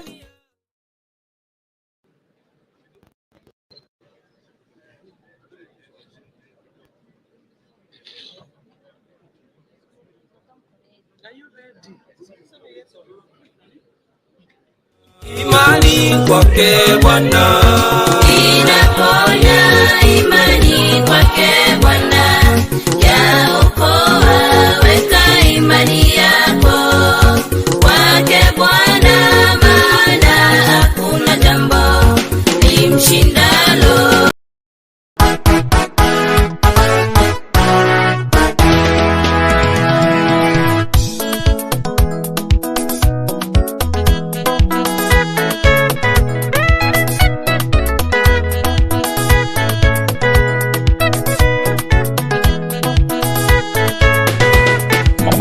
Records. Siku ile kulipokuwa jioni, kawaambia wanafunzi wake, na tuvuke mpaka ng'ambo ile. Kaingia kwa chombo kang'oa nanga. Siku ile kulipokuwa jioni, kawaambia wanafunzi wake, na tuvuke mpaka ng'ambo ile. Kaingia kwa chombo akang'oa nanga. Tuliza maisha yangu, dhoruba nyingi Baba nisiangamie. Tuliza maisha yangu, dhoruba nyingi Baba nisiangamie.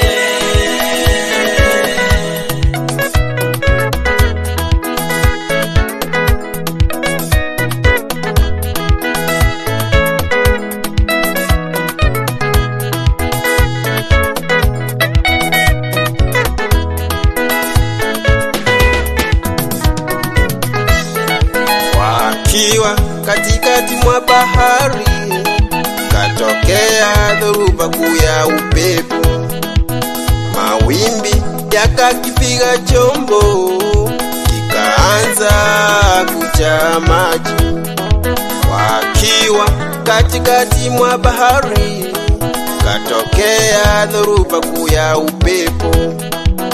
Mawimbi yakakipiga chombo kikaanza kujaa maji. Tuliza bahari, tuliza maisha yangu. Dhoruba ni nyingi baba, nisiangamie. Tuliza bahari, tuliza maisha yangu. Dhoruba ni nyingi baba, nisiangamie.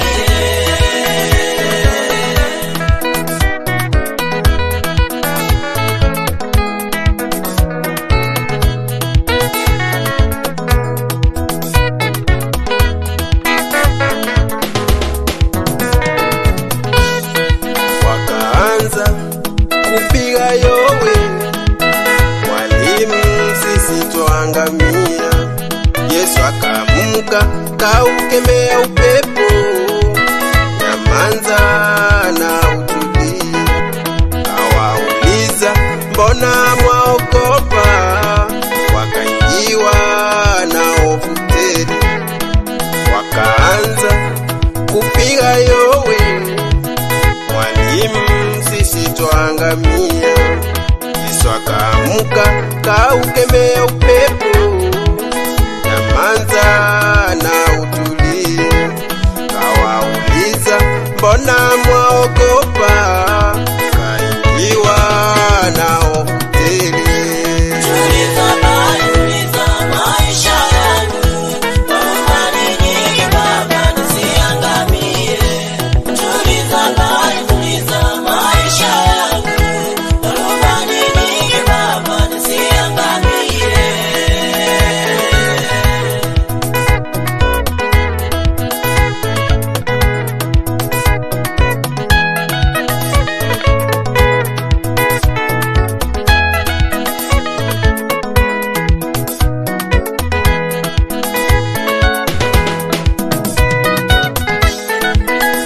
Yangu wewe usiofu, dhoruba nyingi zikikusonga. Yesu akiwa upande wa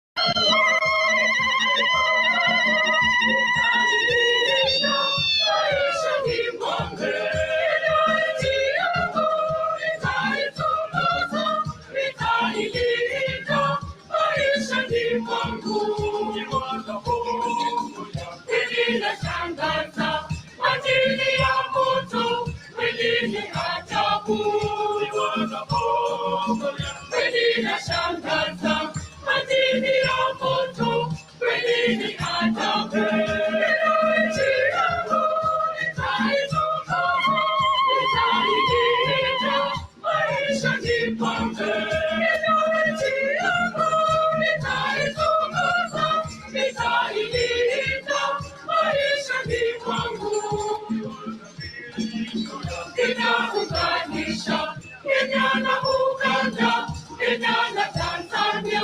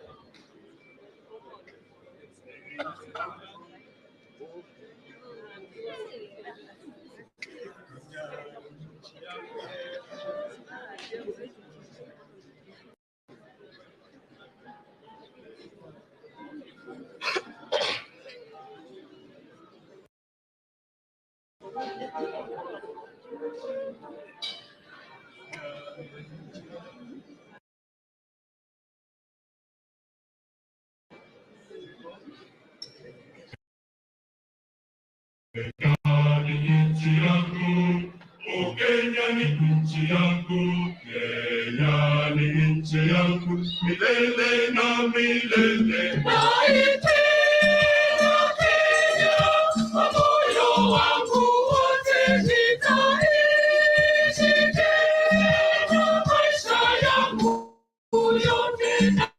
Naipenda Kenya kwa moyo wangu wote, nitaishi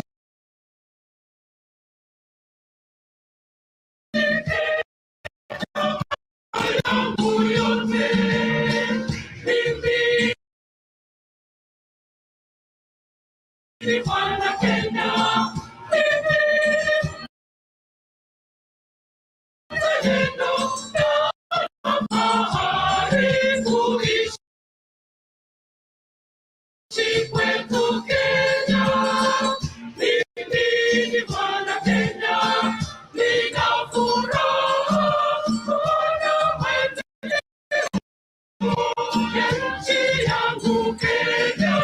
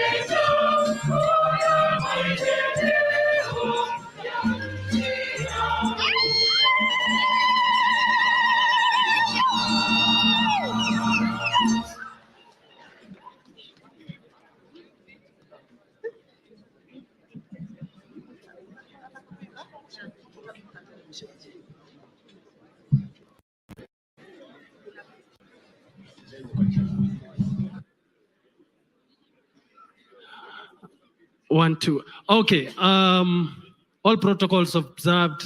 Tunataka kuimba wimbo unaosema Kenya ni mimi, Kenya ni wewe. Angalia jirani, mwambie Kenya ni mimi, Kenya ni wewe.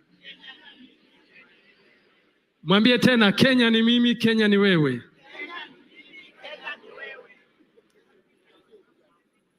Ya, Kenya ni yetu na tunaipenda, na kwa wimbo huu tutasema tu Kenya ni mimi, Kenya ni wewe, Kenya tu wamoja. DJ.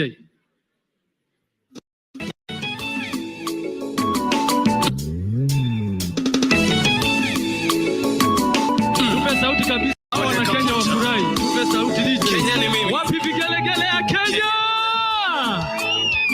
Hayo. Tupe sauti. Kenya ni nchi yangu, Kenya ninaipenda, Kenya ni nchi yangu, Kenya nitaijenga. Kenya ni mimi, Kenya ni wewe, Kenya tu wamoja. Kenya ni mimi, Kenya ni wewe, Kenya tu wamoja. Babu zetu walituonyesha maana ya umoja, hizo nyayo zao tutakiwa kufuata, hivyo twasema amani. Amani.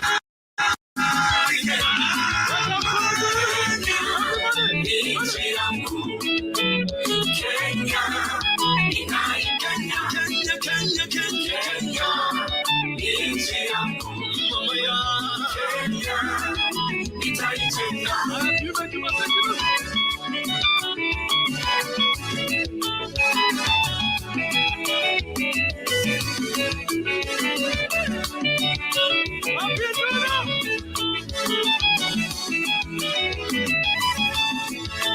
Ukabila tutaumaliza nchini Kenya, tunayoipenda vijana kwa wamama, wazee kwa watoto, tunasema amani, amani nchini Kenya, pembe zote tuseme amani.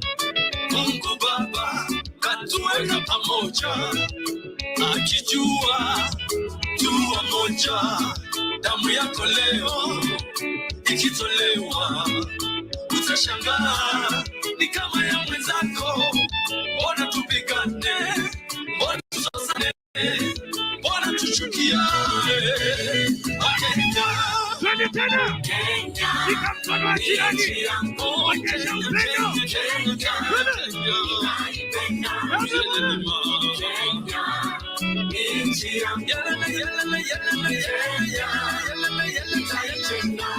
Vijana mna Mungu, vijana mna nguvu, msikubali kuharibu Kenya, msitumike na mtu yeyote asiyependa kujenga Kenya. Oh, yelele mama, yelele mama, yelele mama, yelele mama, oh, yelele mama, yelele mama, yelele mama, yelele mama.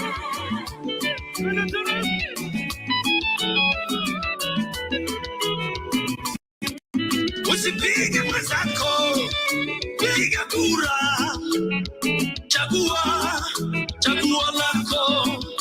Unapomaliza nenda nyumbani, ngojea chaguo la Mungu, maana chaguo la Mungu ni amani. Amani Kenya, upendo, upendo, nakupenda mwenzangu, upendo, nakupenda, upendo, itakulinda. Thank you. Sema tena amani. Sasa tumejua hiyo wimbo, si ndio? Sasa tuimbe tena vizuri. Naomba tusimame tuimbe tena vizuri. Naomba tusimame tuimbe wimbo huo, tuseme Kenya ni mimi, Kenya ni wewe. Thank you, thank you, DJ. thank you, Ole Kaputa. Thank you. Before we continue, would like to call the presidential chief agents. The 4 presidential chief agents, please come to the lounge. I'm sure you know where the lounge is. If you come here, I will be able to show you. The 4 presidential chief agents only. Thank you.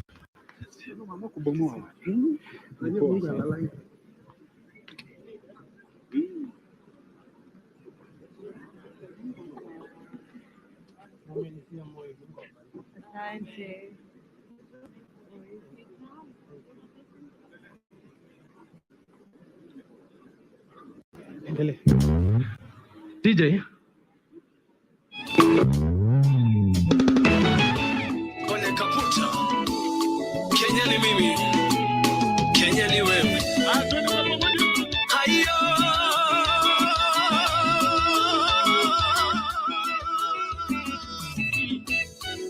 Kenya ni nchi yangu, Kenya ninaipenda, Kenya ni nchi yangu, Kenya. Ayambia jirani. Ati Kenya ni mimi, Kenya ni wewe, Kenya tuwa moja. Kenya ni mimi, Kenya ni wewe, Kenya tuwa moja, babu zetu walituonyesha hizo nyayo zao tatakiwa kufuata. Hebu kamata kichwa hivyo, alasinele amani, amani, amani. Nchi yangu Kenya, Kenya, Kenya, Kenya, Kenya, nchi yangu mama ya Kenya, nitaijenga. Kamata kiuno.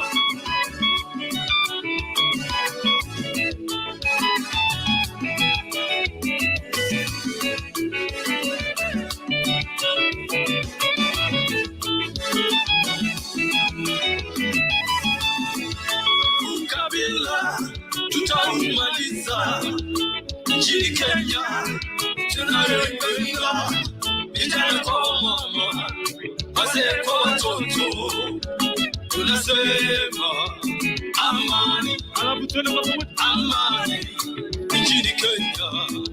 Pembe zote tuseme amani, Mungu hapa katuweka pamoja, akijua tuwa moja, damu yako leo ikitolewa utashangaa ni kama ya mwenzako.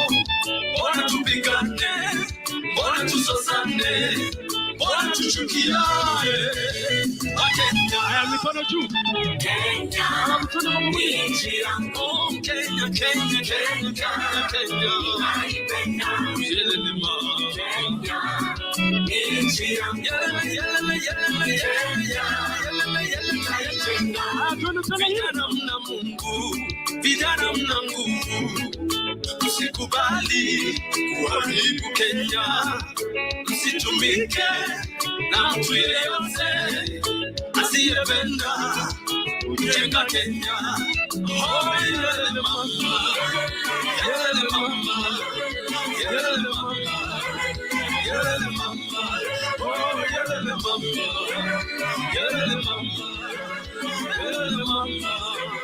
yele mama.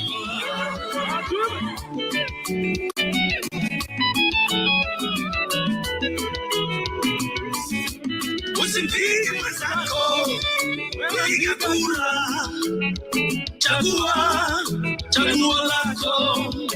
Unapomaliza nenda nyumbani, ngojea chaguo la Mungu, maana chaguo la Mungu ni amani, amani, Kenya, upendo, upendo, upendo, nakupenda mwenzangu, upendo, nakupenda, upendo, itakulinda, upendo. Semeni amani Kenya, semeni tena tunaipenda Kenya. Thank you.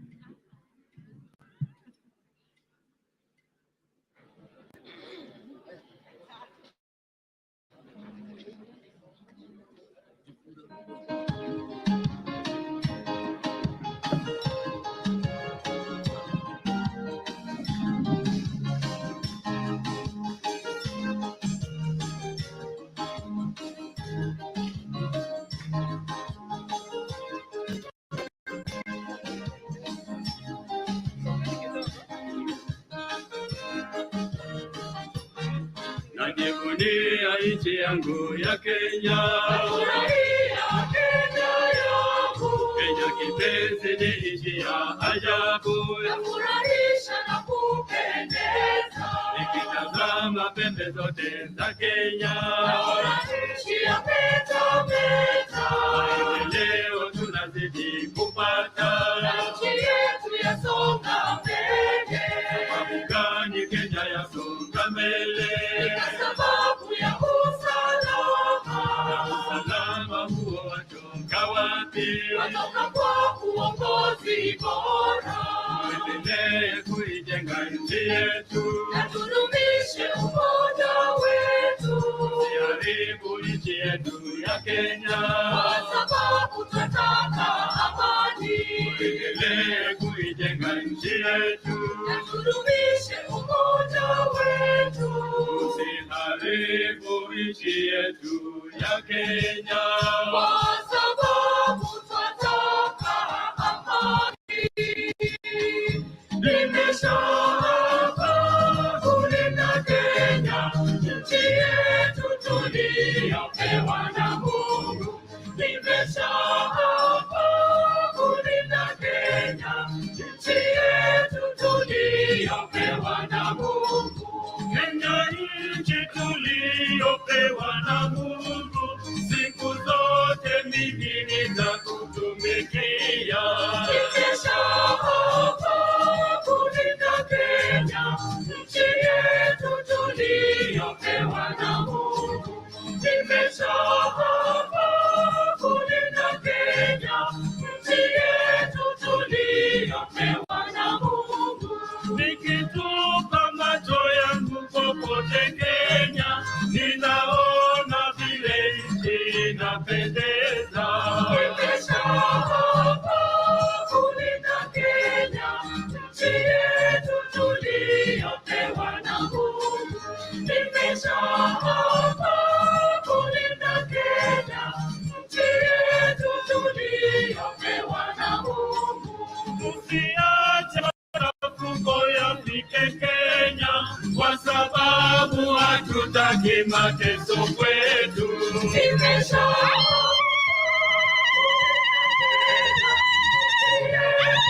tuliyopewa na Mungu. Nimeshaapa kulinda Kenya, nchi yetu tuliyopewa na Mungu. Kenya nchi yetu yote inapendapenda. Baraka kutoka kwa Mungu Baba. Na watoto wetu Kenya wanapendapenda. Hiyo ni baraka kutoka kwa Mungu Baba. Mboga zetu za wanyama zinapendapenda. Hiyo ni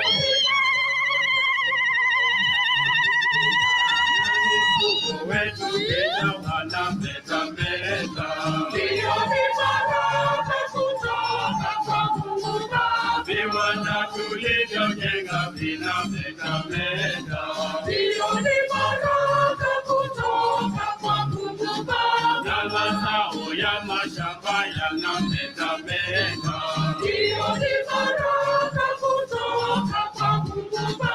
Shukuruni Mungu Mwenyezi kwa hayo yote. Hiyo ni baraka kutoka kwa Mungu Baba. Na amani izidi kudumu kwetu Kenya. Hiyo ni baraka kutoka kwa Mungu Baba. Nimeshaapa tuliyopewa na Mungu. Nimeshaapa kulinda Kenya, nchi yetu tuliyopewa na Mungu. Nimeshaapa kulinda Kenya, nchi yetu tuliyopewa na Mungu. Nimeshaapa kulinda Kenya, nchi yetu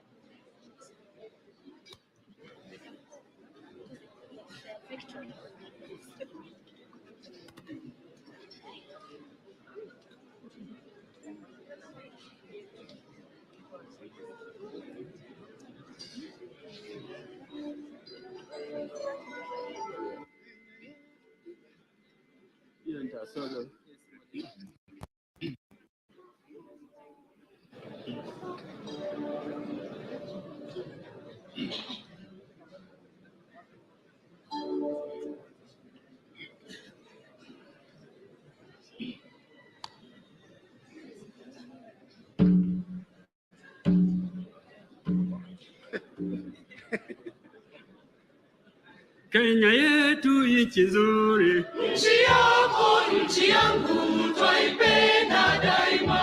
Kenya yetu nchi nzuri, nchi yako nchi yangu twaipenda daima. Mwito wetu harambee, tuijenge Kenya, nchi yako nchi yangu twaipenda daima. Wenzangu mwananchi, tuungane mikono tuijenge taifa. Wenzangu mwananchi, tuungane mikono tuijenge taifa. Sote tuna wajibu kuijenga Kenya, nchi yako nchi yangu twaipenda daima. Sote tuna wajibu kuijenga Kenya, nchi yako nchi yangu twaipenda daima. Ndugu zetu wanajeshi, tuilinde nchi yetu kwa amani daima. Ndugu zetu wanajeshi, tuilinde nchi yetu kwa amani daima. Musimame imara, tuilinde Kenya, nchi yako nchi yangu twaipenda daima. Musimame imara, tuilinde Kenya, nchi yako nchi yangu twaipenda daima. Viongozi wetu wote, viongoze nchi yetu kwa amani daima. Viongozi wetu wote, viongoze nchi yetu kwa amani daima. Mmepewa uwezo kuongoza watu na kulinda nchi yao kwa amani daima. Mmepewa uwezo kuongoza watu na kulinda haki yao kwa amani daima. Na tuunge pamoja, tuijenge taifa.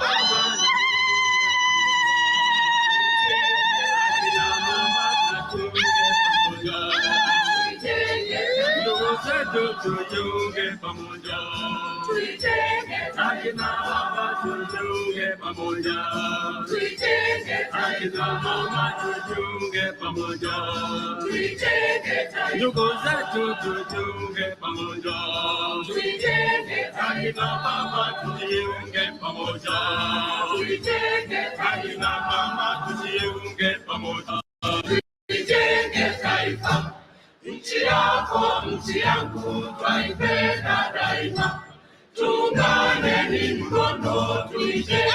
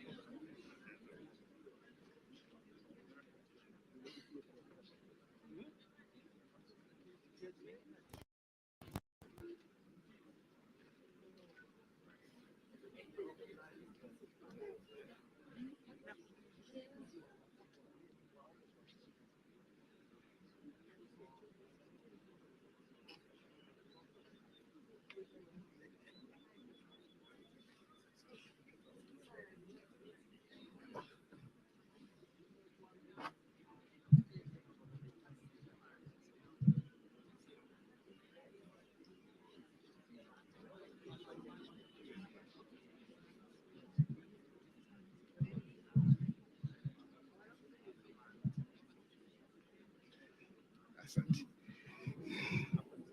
Hapo ni okay.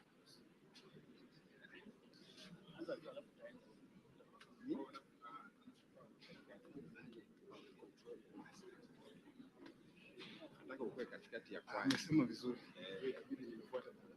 Karibu karibu. Hapa ndio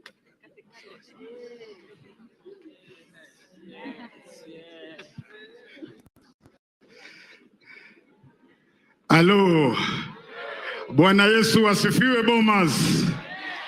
You know, I don't know which song I should do after Mwalimu Wesonga kuimba wimbo kama hiyo. Tumpigie makofi tafadhali. It is quite a humbling experience to be with him on the same platform. Sasa kabla niimbe wimbo wangu, ningependa kusema wanasiasa kutoka tabaka mbalimbali, tafadhali tusimame, tushikane mikono na watu nyumbani waone tunadumisha amani. So are we ready? Bomas, are we ready? Kindly let us stand on our feet as we sing Mungu Baba tuwaomba. Ambia jirani yako, mwambie amani Kenya.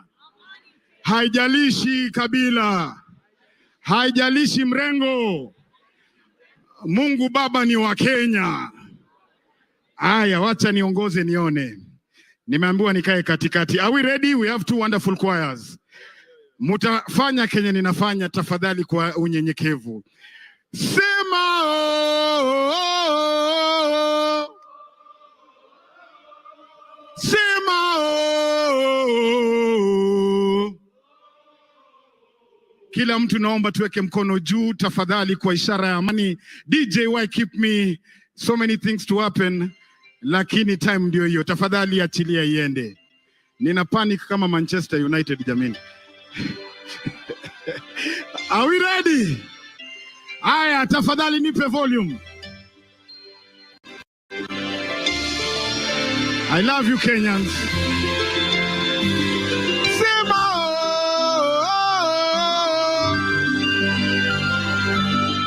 oh, oh, oh. Cheza usiogope ukiweka mkono mbele. Rudia chorus after me. Mungu Baba tuomba. Siwasikii. Kila mtu imba. Kenya. Kenya. Kila mtu imba. Alaweka waipa. Mungu Baba tuomba. Kila mtu imba. Kwa sauti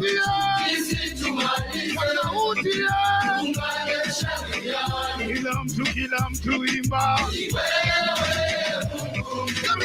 Love one another. What can you do to say love one another? We say serve one another. What can you do to say that? Serve each other. We are the leaders of today. We are the kings of today. We are the princes and the queens of now. We are the one that the Lord has chosen. Yes, we are the one with the power today. Yes. I am my Kenya, my land. My residence, my president.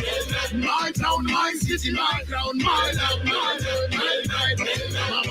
my home, my Kenya, my land. My residence, my president. My town, my city, my crown. Wakenya, wanasiasa siwaoni bana. Mungu Baba tuomba. Kila mtu imba. Kenya.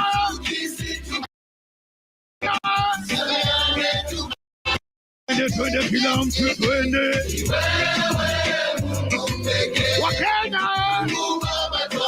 Wakenya. Kila mtu twende.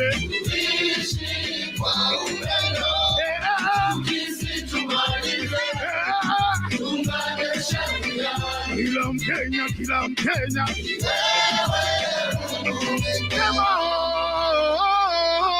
Liwa sesho. Tusipochunga itakuwa Vision 3020. Violin, shika jirani yako mkono. Muulize wewe ni mkabila gani? Mwambie haijalishi kabila lako. Mwambie mimi ni Mkenya. Weka mkono kama umeshika juu. This one because to the GSU. Are you ready? Haya twende, moja, twende.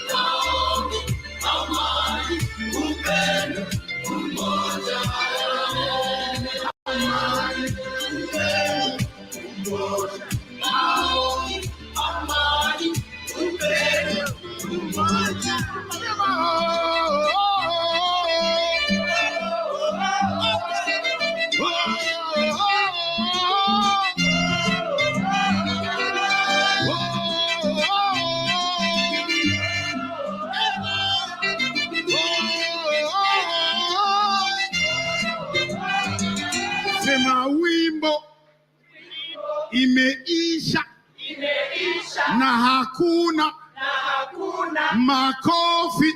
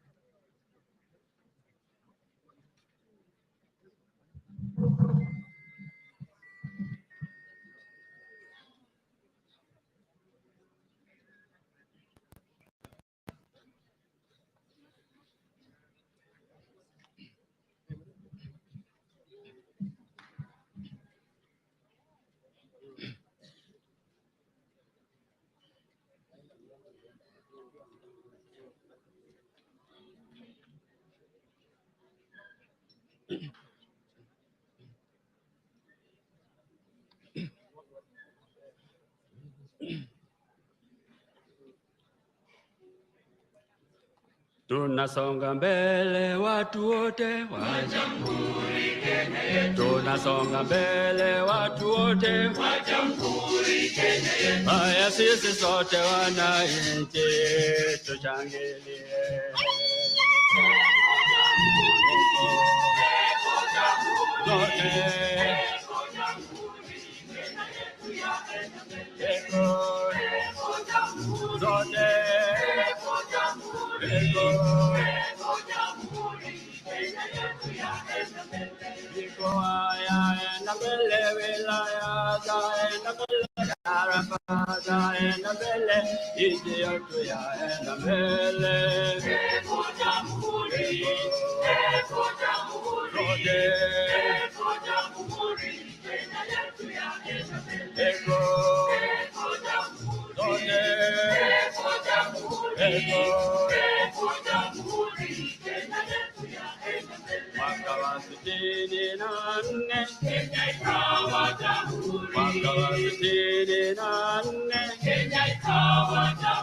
Wakoloni wote wakarudi nchini kwao. Kenya iko huru, Kenya iko huru, Kenya iko huru, madaraka ni yetu. Kenya iko huru, Kenya iko huru, Kenya iko huru, madaraka ni yetu. Uwezo ni Ukombozi wetu sasa tunao, uhuru kweli wa Kenya, wajitawala, wananchi wafurahia.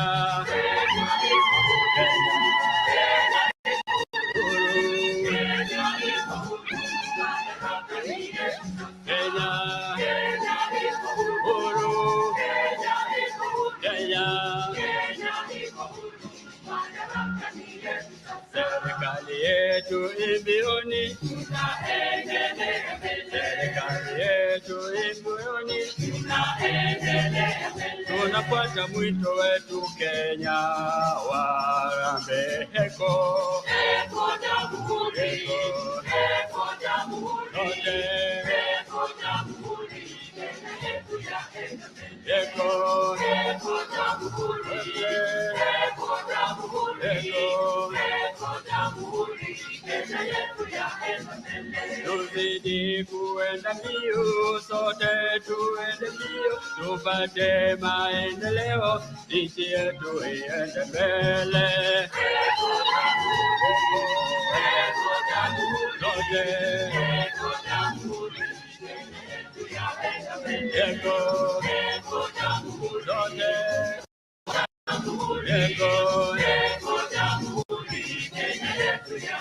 Kweli twaenda mbio, Kenya twaenda mbele, kweli twaenda mbele,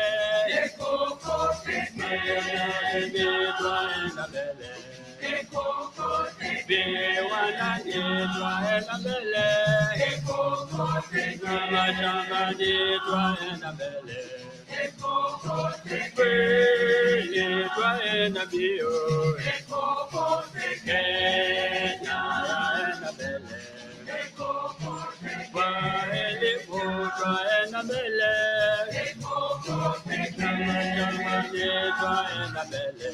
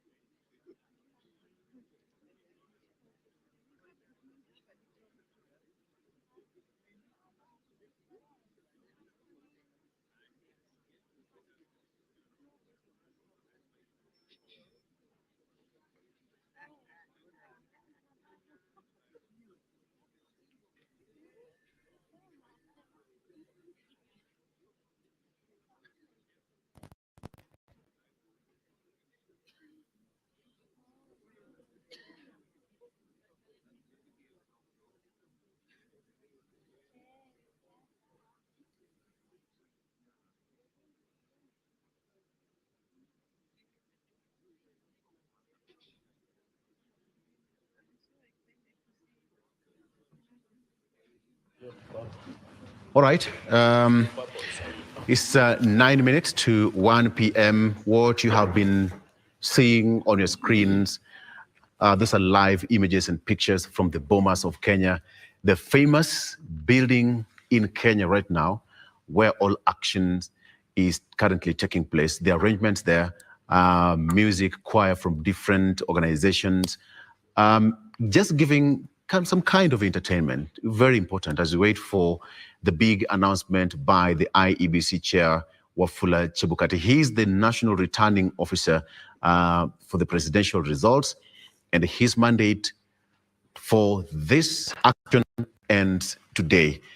Remember, you're watching KBC Channel 1, and this is where you get everything 360 degrees, straight to Bomas of Kenya.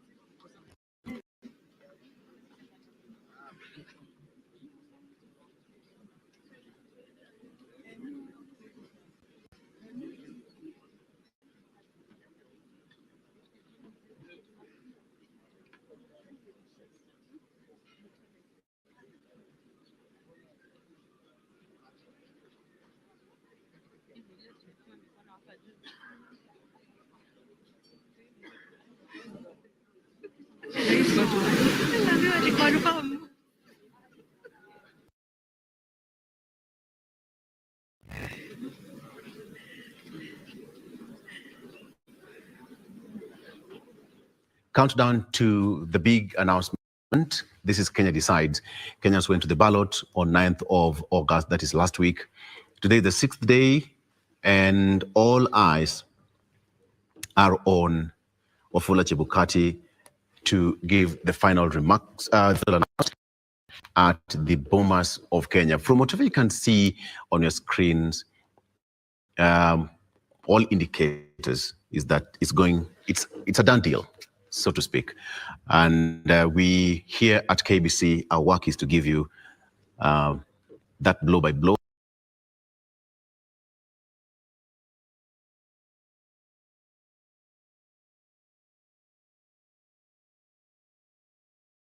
Coverage until the last bit. We've been here giving you 24 hours coverage of this historic election.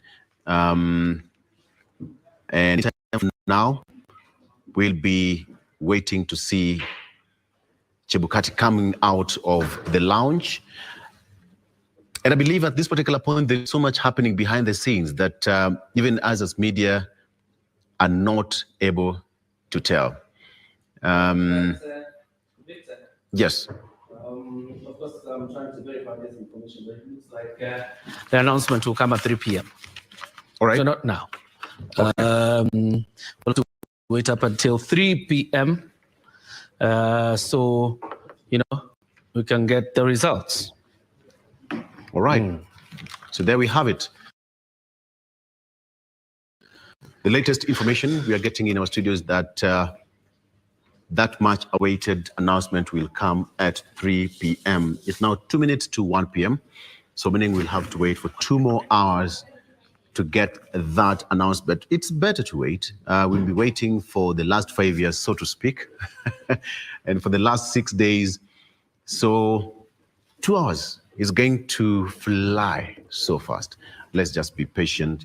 A lot of things happening behind the scenes, the briefing, whoever is going to be the next president, you must get the briefing, the security briefing, the speeches, so much.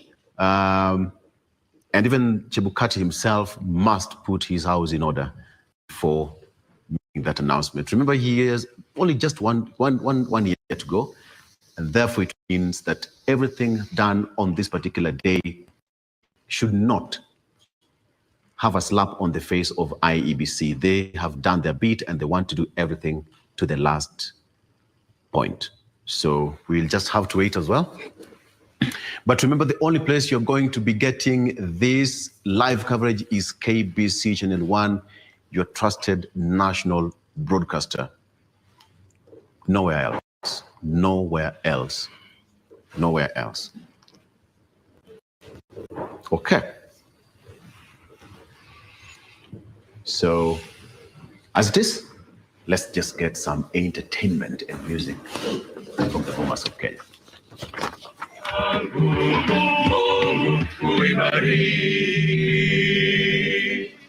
Mungu Baba Mwenyezi uibariki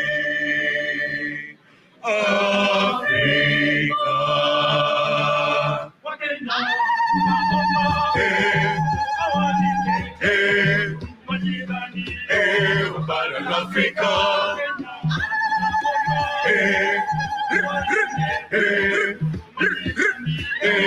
Bara la Afrika.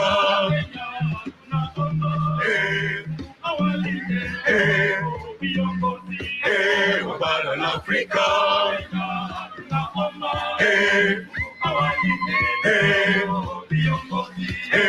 Bara la Afrika.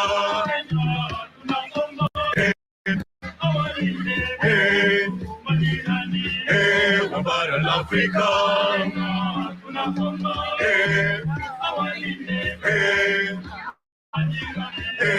Bara la Afrika.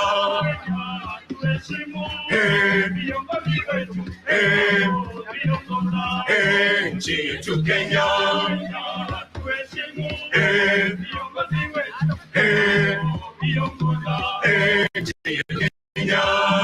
nchi yetu Kenya, Mungu Muumba, bariki Afrika.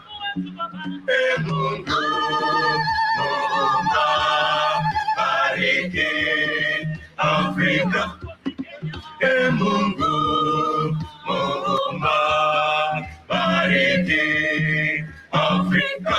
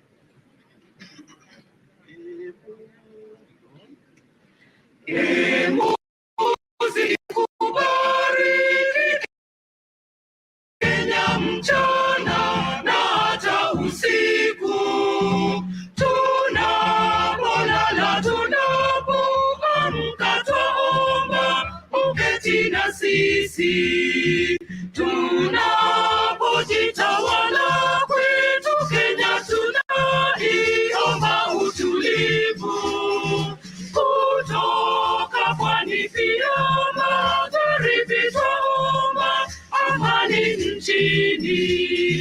Upendo, umoja ndio msingi wa amani. Amani twaomba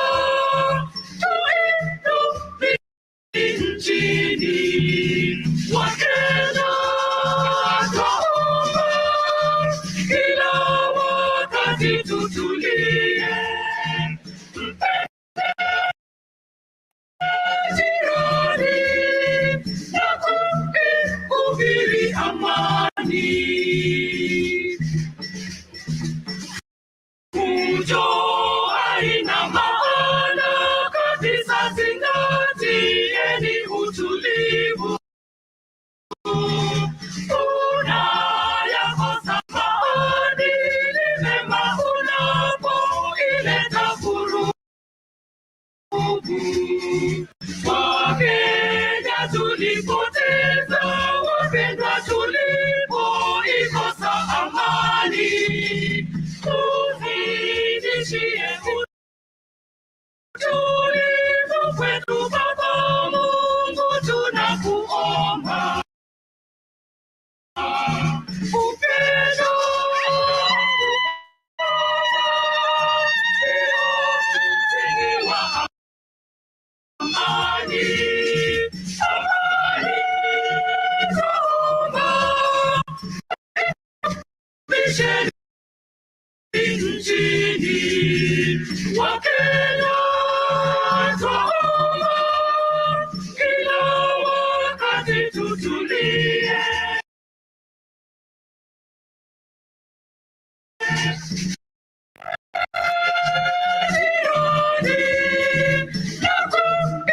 Hubiri amani.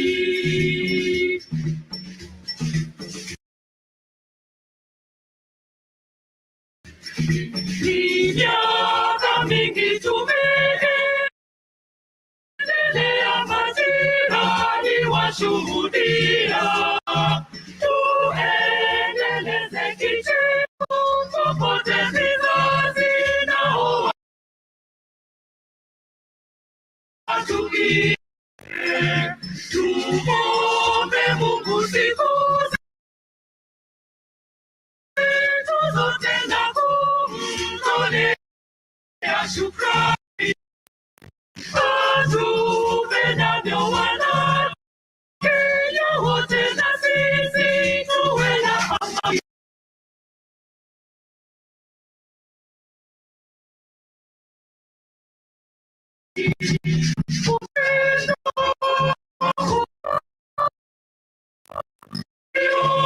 Msingi wa amani.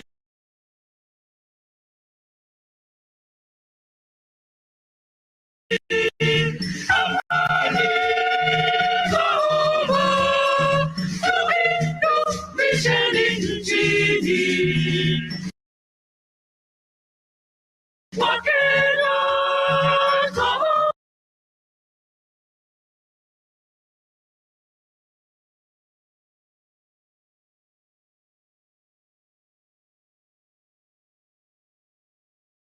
tutulie.